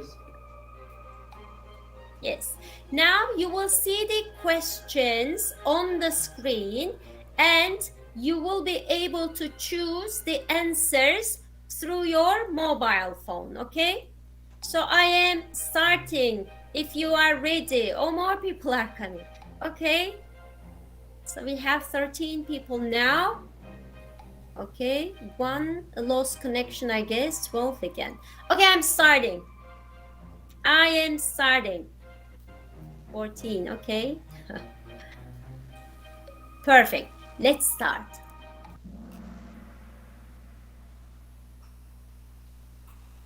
Okay, let's see how much we remember. The first question now comes. Teachers should set targets somewhere in between, not too easy, not too difficult objectives. Is it true or false? Is it true or false?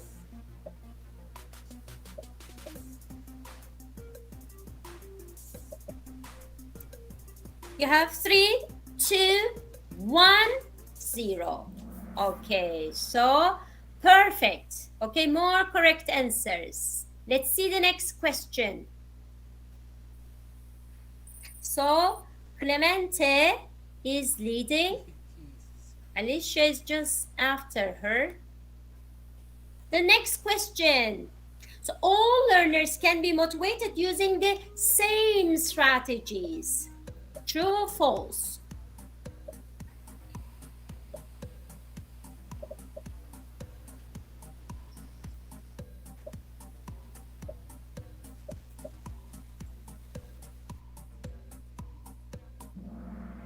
Okay, so the answer is false, of course. Why? Because students have different preferences, different learning styles. So, I mean, they may not be motivated by the same techniques. So we need to vary our techniques. Okay, so it was false.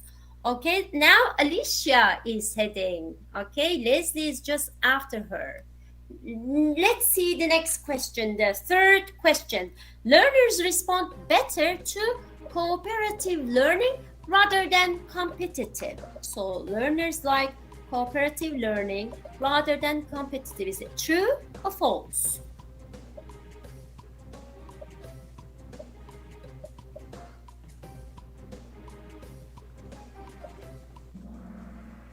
Yes, that's true. Okay, the majority got it right. Perfect.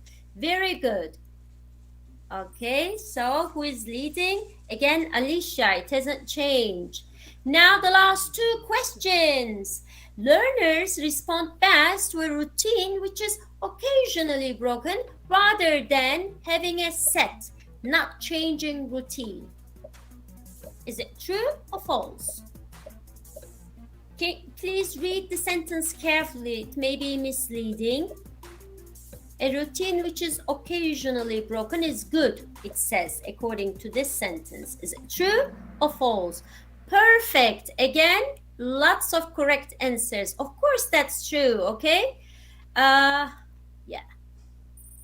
When things are the same, they get bored. When things are always changing, then they can't just catch it up, okay? Alicia is still leading, and this is the last question.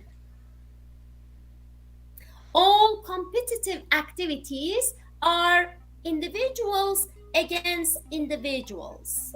So let me just give you a clue. Think of your classroom, face-to-face teaching. Does it need to be individuals against individuals all the time, or no?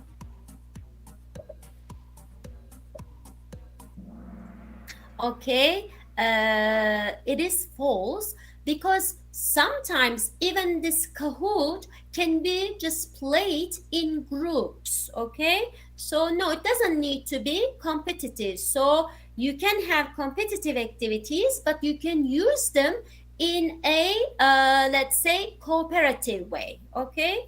So that's why it is false. Let's see who is the winner. The podium, okay, the third place is Ariadne, and the next place is Leslie, and we just clap Alicia. Congratulations, Alicia. Perfect, perfect. You see, very good, perfect. Yeah. I'm stopping sharing and coming back to the meeting. You see, I mean, I'm sure, let me ask this question. In your case now, I mean, do you have face-to-face classes or online classes these days? In your own context? We are still working on online classes. Online. So you should understand how I feel now. I mean, when no cameras when there are no cameras on, and when students are reluctant to participate, you know, it's so difficult for us teachers. I even can't speak when I can't see anyone. So I think you understand how I feel. Now, when I see somebody like Yudi, I feel okay. I feel that, oh, things are all right. Perfect. Thank you, Yudi. All right. So the next one is, I mean, this was, I just did this to give you some ideas about adapting the materials. Maybe we may not change the content of it, but we can always change the way we do it. A long reading text, it's boring. Students do not just like reading long text, especially in class, but when they just hear the word competition, okay, they like it. Of course, according to the text, it's not always a good idea to have competitive activities, especially with weaker students, but you can still manage it. How? It could still be a competition, but you can just have students work in groups so that they will feel less threatened. So this was a way of showing you in what way you can adapt your materials or content, let's say. Okay, this time, okay, I am going to share some teachers' views and students' views about motivation. I mean, what things motivate them, what things demotivate them, okay? There are 10 statements, 5 by students, 5 by teachers. The thing is, in them, I just took out some keywords. I mean, it may be difficult for you to see the options, but I mean, you can easily guess the answers anyway. They are already easy. So I'm gonna share my screen. Where is it? Okay. Again, I'm gonna use the tool word wall. Okay. Word wall, where is it? Yep.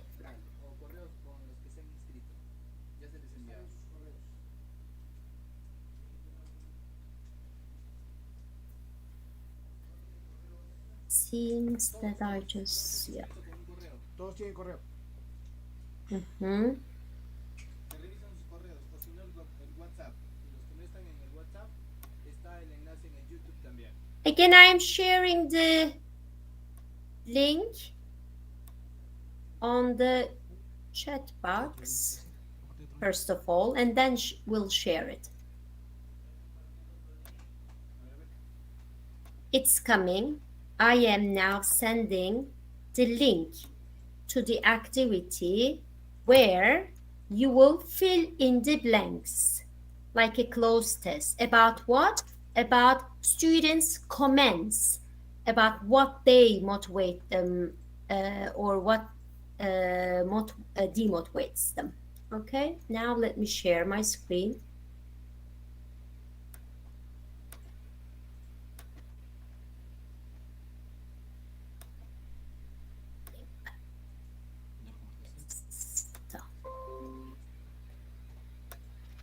Okay, now you can just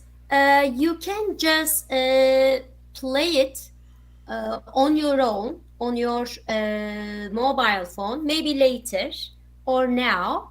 If you are not going to do it, let's do it together as we did in the beginning. So in the class, you can also do it like this. I mean, you can have your students play it on their own, or as I am going to do it now, you can ask your students views, okay? Here, the first student view, can you see it? Yeah, I think you can. Yep. Yes. Okay, can you please help me with the answer?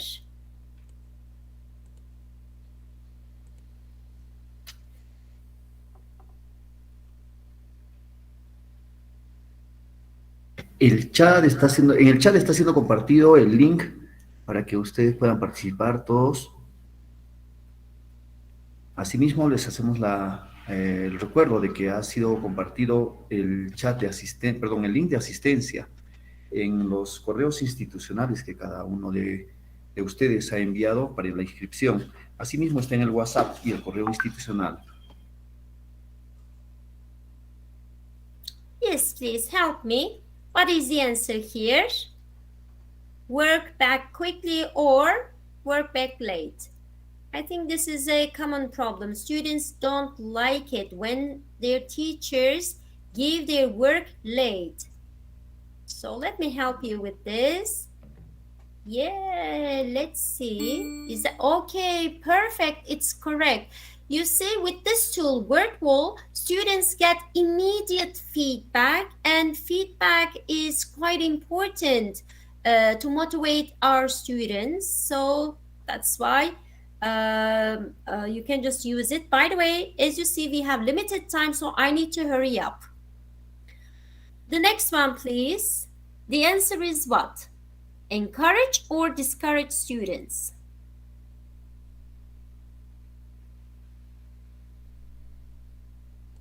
Do you think encouraging is discouraging?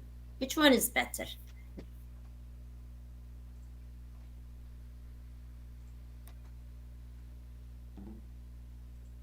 Yeah? Yes.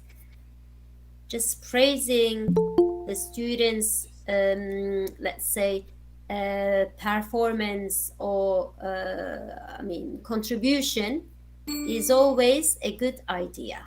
Yes. The next one. You may not just see the answers. They are too small. But is it a good idea to elicit to get students' opinion when you just choose your materials? I think yes. Yes.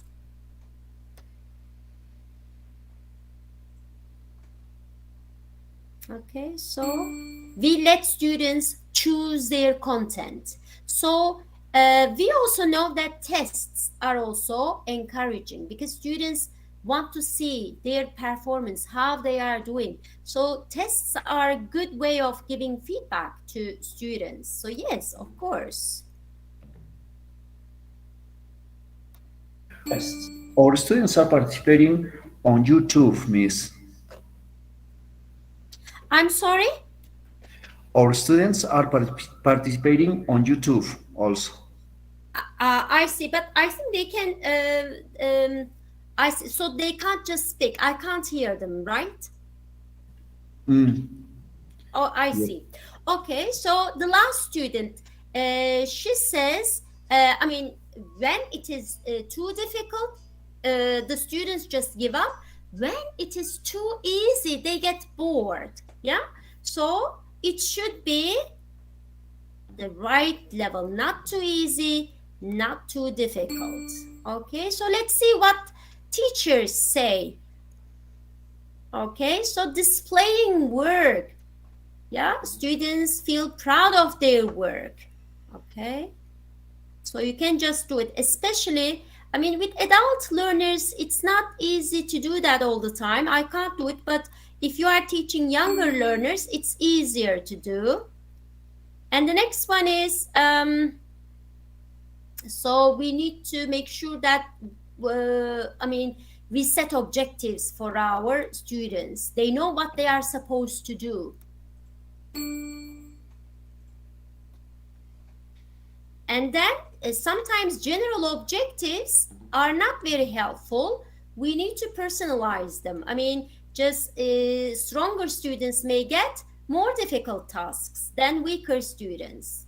And of course, we can always ask our learners what they want. And also, the last one, variety is always a good idea. Okay, of course, as I said before, just changing things continuously all the time, no, it's not good. But yeah, how they will do it, yeah, I think I forgot to submit it here. Yeah, perfect. What is my okay, I got 10 out of 10. uh, so I got 10 out of the test I myself prepared. I'm proud of myself. Okay, thank you very much for your I mean, participation through YouTube or other channels. Maybe some of you are doing it online now. Okay, let me just yeah, stop sharing. And yeah, there's it. Now I'm here. I am back. So that's all from me, okay, about motivation. I just wanted to share.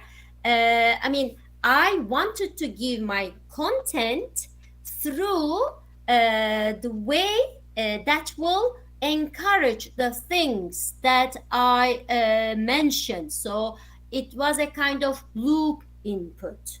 I just, let's say, had you practice what I preached you. I hope you like them all, and I hope you will use at least one or two of them. But before I leave, I just want to get your feedback. For this, I want you, this is the last time. I'm sure you are just tired of going everywhere, but this is the last one. Promise, then I'm leaving and you are free. This time I'm going to use Padlet, which is really good for exit tickets, for post-lesson feedback, etc. Okay, so where is it? Let me just share the link before I share it. Share my screen with you. Where is it? Here, perfect.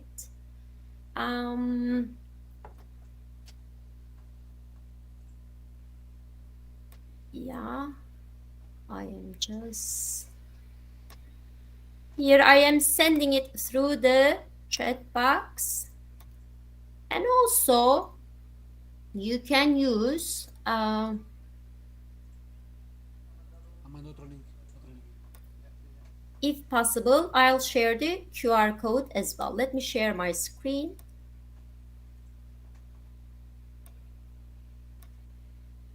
Yes.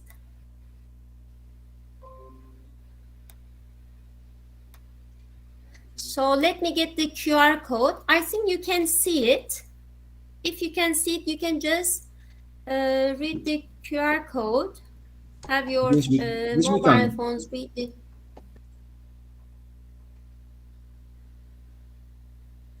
Can everybody see it? I mean, is it visible on the screen now? Yes, we can see it. Perfect. Now you can just, if you have QR code reader, you can just go to the link and answer my question. What is my question?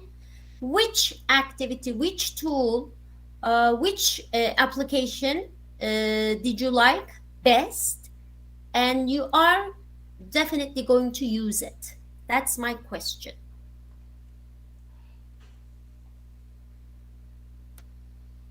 Okay, I think that's enough. And I will also share it again, because the first one was the address of the link. So I am sharing the link. Yeah, it is the same. So yes, please. Now let's see. Now I want to see your feedback. Okay, Google Forms. What? Okay. Oh, that's great. Most of you are now typing. All of them. Perfect. Thank you very much, Brenda. I mean, generally, when we listen to sessions or presentations, we just like them, but because we don't practice using them, because we don't experience them, we never attempt to use them. So that's why I wanted you to practice all of these so that you feel confident when you are using it. As I said before, it's really difficult for the teacher to do all of these things online. I know, I mean, I myself I am now experiencing this, but it is worth it, because our aim is not only to have our students engaged, busy during the class times. With the help of these tools, you can also have your students busy, engaged after the session as well, because learning can be regarded as just a part of life, but then it's not really useful. If it is ongoing throughout the life, then it is more useful.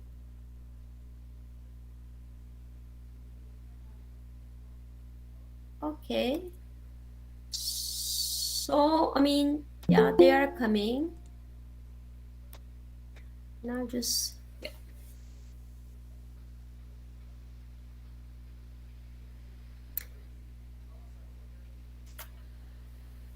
Okay, so I mean, I am going to read all of these when you complete them. You do not need to finish them now, okay? You can continue giving me feedback so that I know and I can adapt my content for next use. Yes, interaction is the key word. I mean, when they are engaged, then the next step is interaction. And it's very important as well, as you may all know. Yes.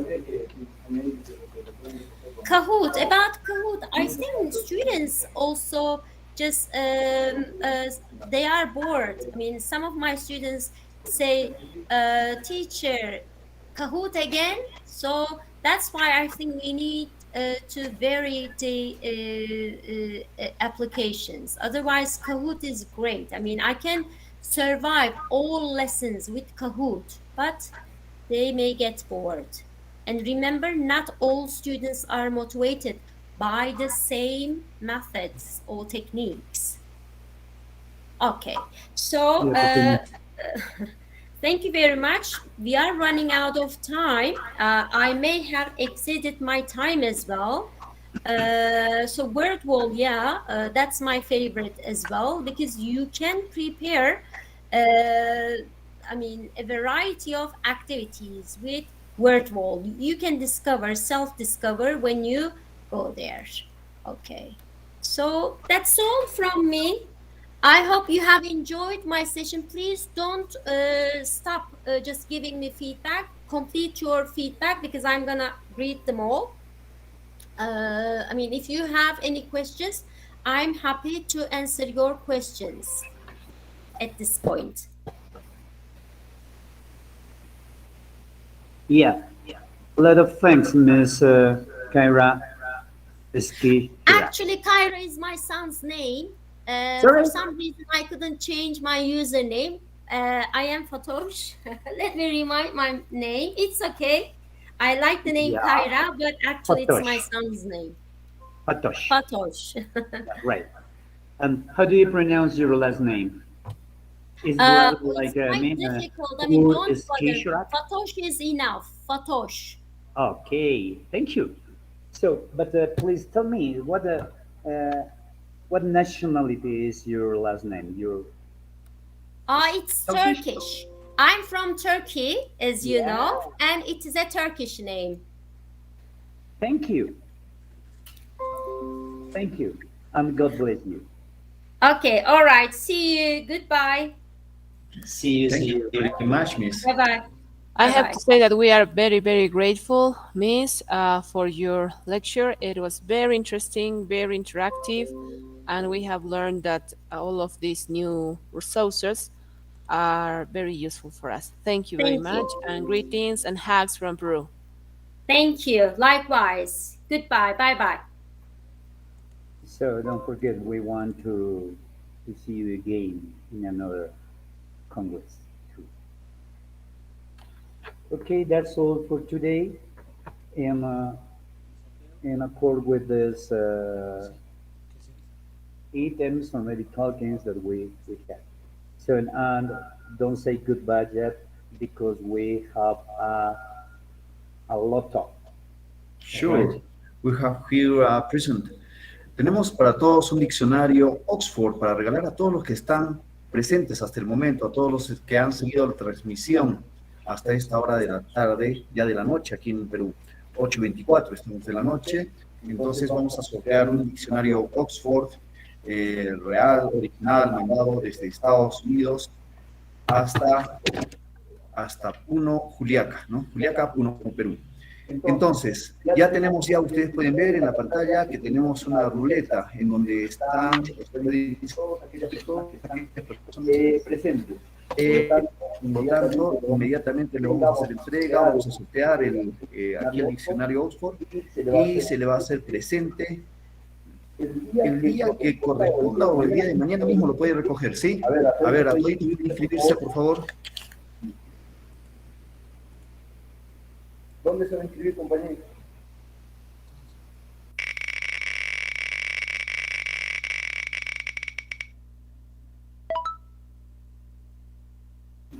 Y el diccionario es para Calcina, Jennifer, Jose. Ajá.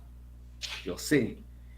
Se va exactamente nos dicen para la institución Zenit Galiasa. Séptimo semestre, entonces a la señorita Calcina Jennifer por estar presente aquí en esta gran con mucho cariño para todo el pueblo de Puno, Juliaca, Perú. Yes, we have participants for all our country, yes. We have participants from Moquegua, 2 students from Huancayo, Huánuco, Ayacucho. So this Congress is very, very great. Don't forget, please, to be on time tomorrow. We have to start on time at 5 o'clock. That's right? Is that right? We are going to open our transmission at 45 minutes past 4. Don't forget it. We are going to open the transmission at 4:45 tomorrow, obviously. And at 5 o'clock, we are going to start with Mr. Magister Julio Valladares Echere from Lima, Perú. Entonces todos mañana debemos estar en punto para iniciar las transmisiones, ¿sí? Así damos por terminado este primer día de trabajo en esta actividad internacional que realizamos para todos los estudiantes y docentes del área de inglés. Nos estamos viendo, entonces, a nombre de la institución CENIT Galeasa, nos estamos viendo el día de mañana. Y recuerden, mañana tendremos también participantes o participaciones de ponentes internacionales, así como también todos los estudiantes quienes nos han avisado que no podían inscribirse y recién se han enterado. Es más, hay personas que recién se están aproximando aquí a alguna entidad para inscribirse. Pueden hacerlo todavía hasta el día de mañana, ¿sí? Entonces, mañana en punto nos estamos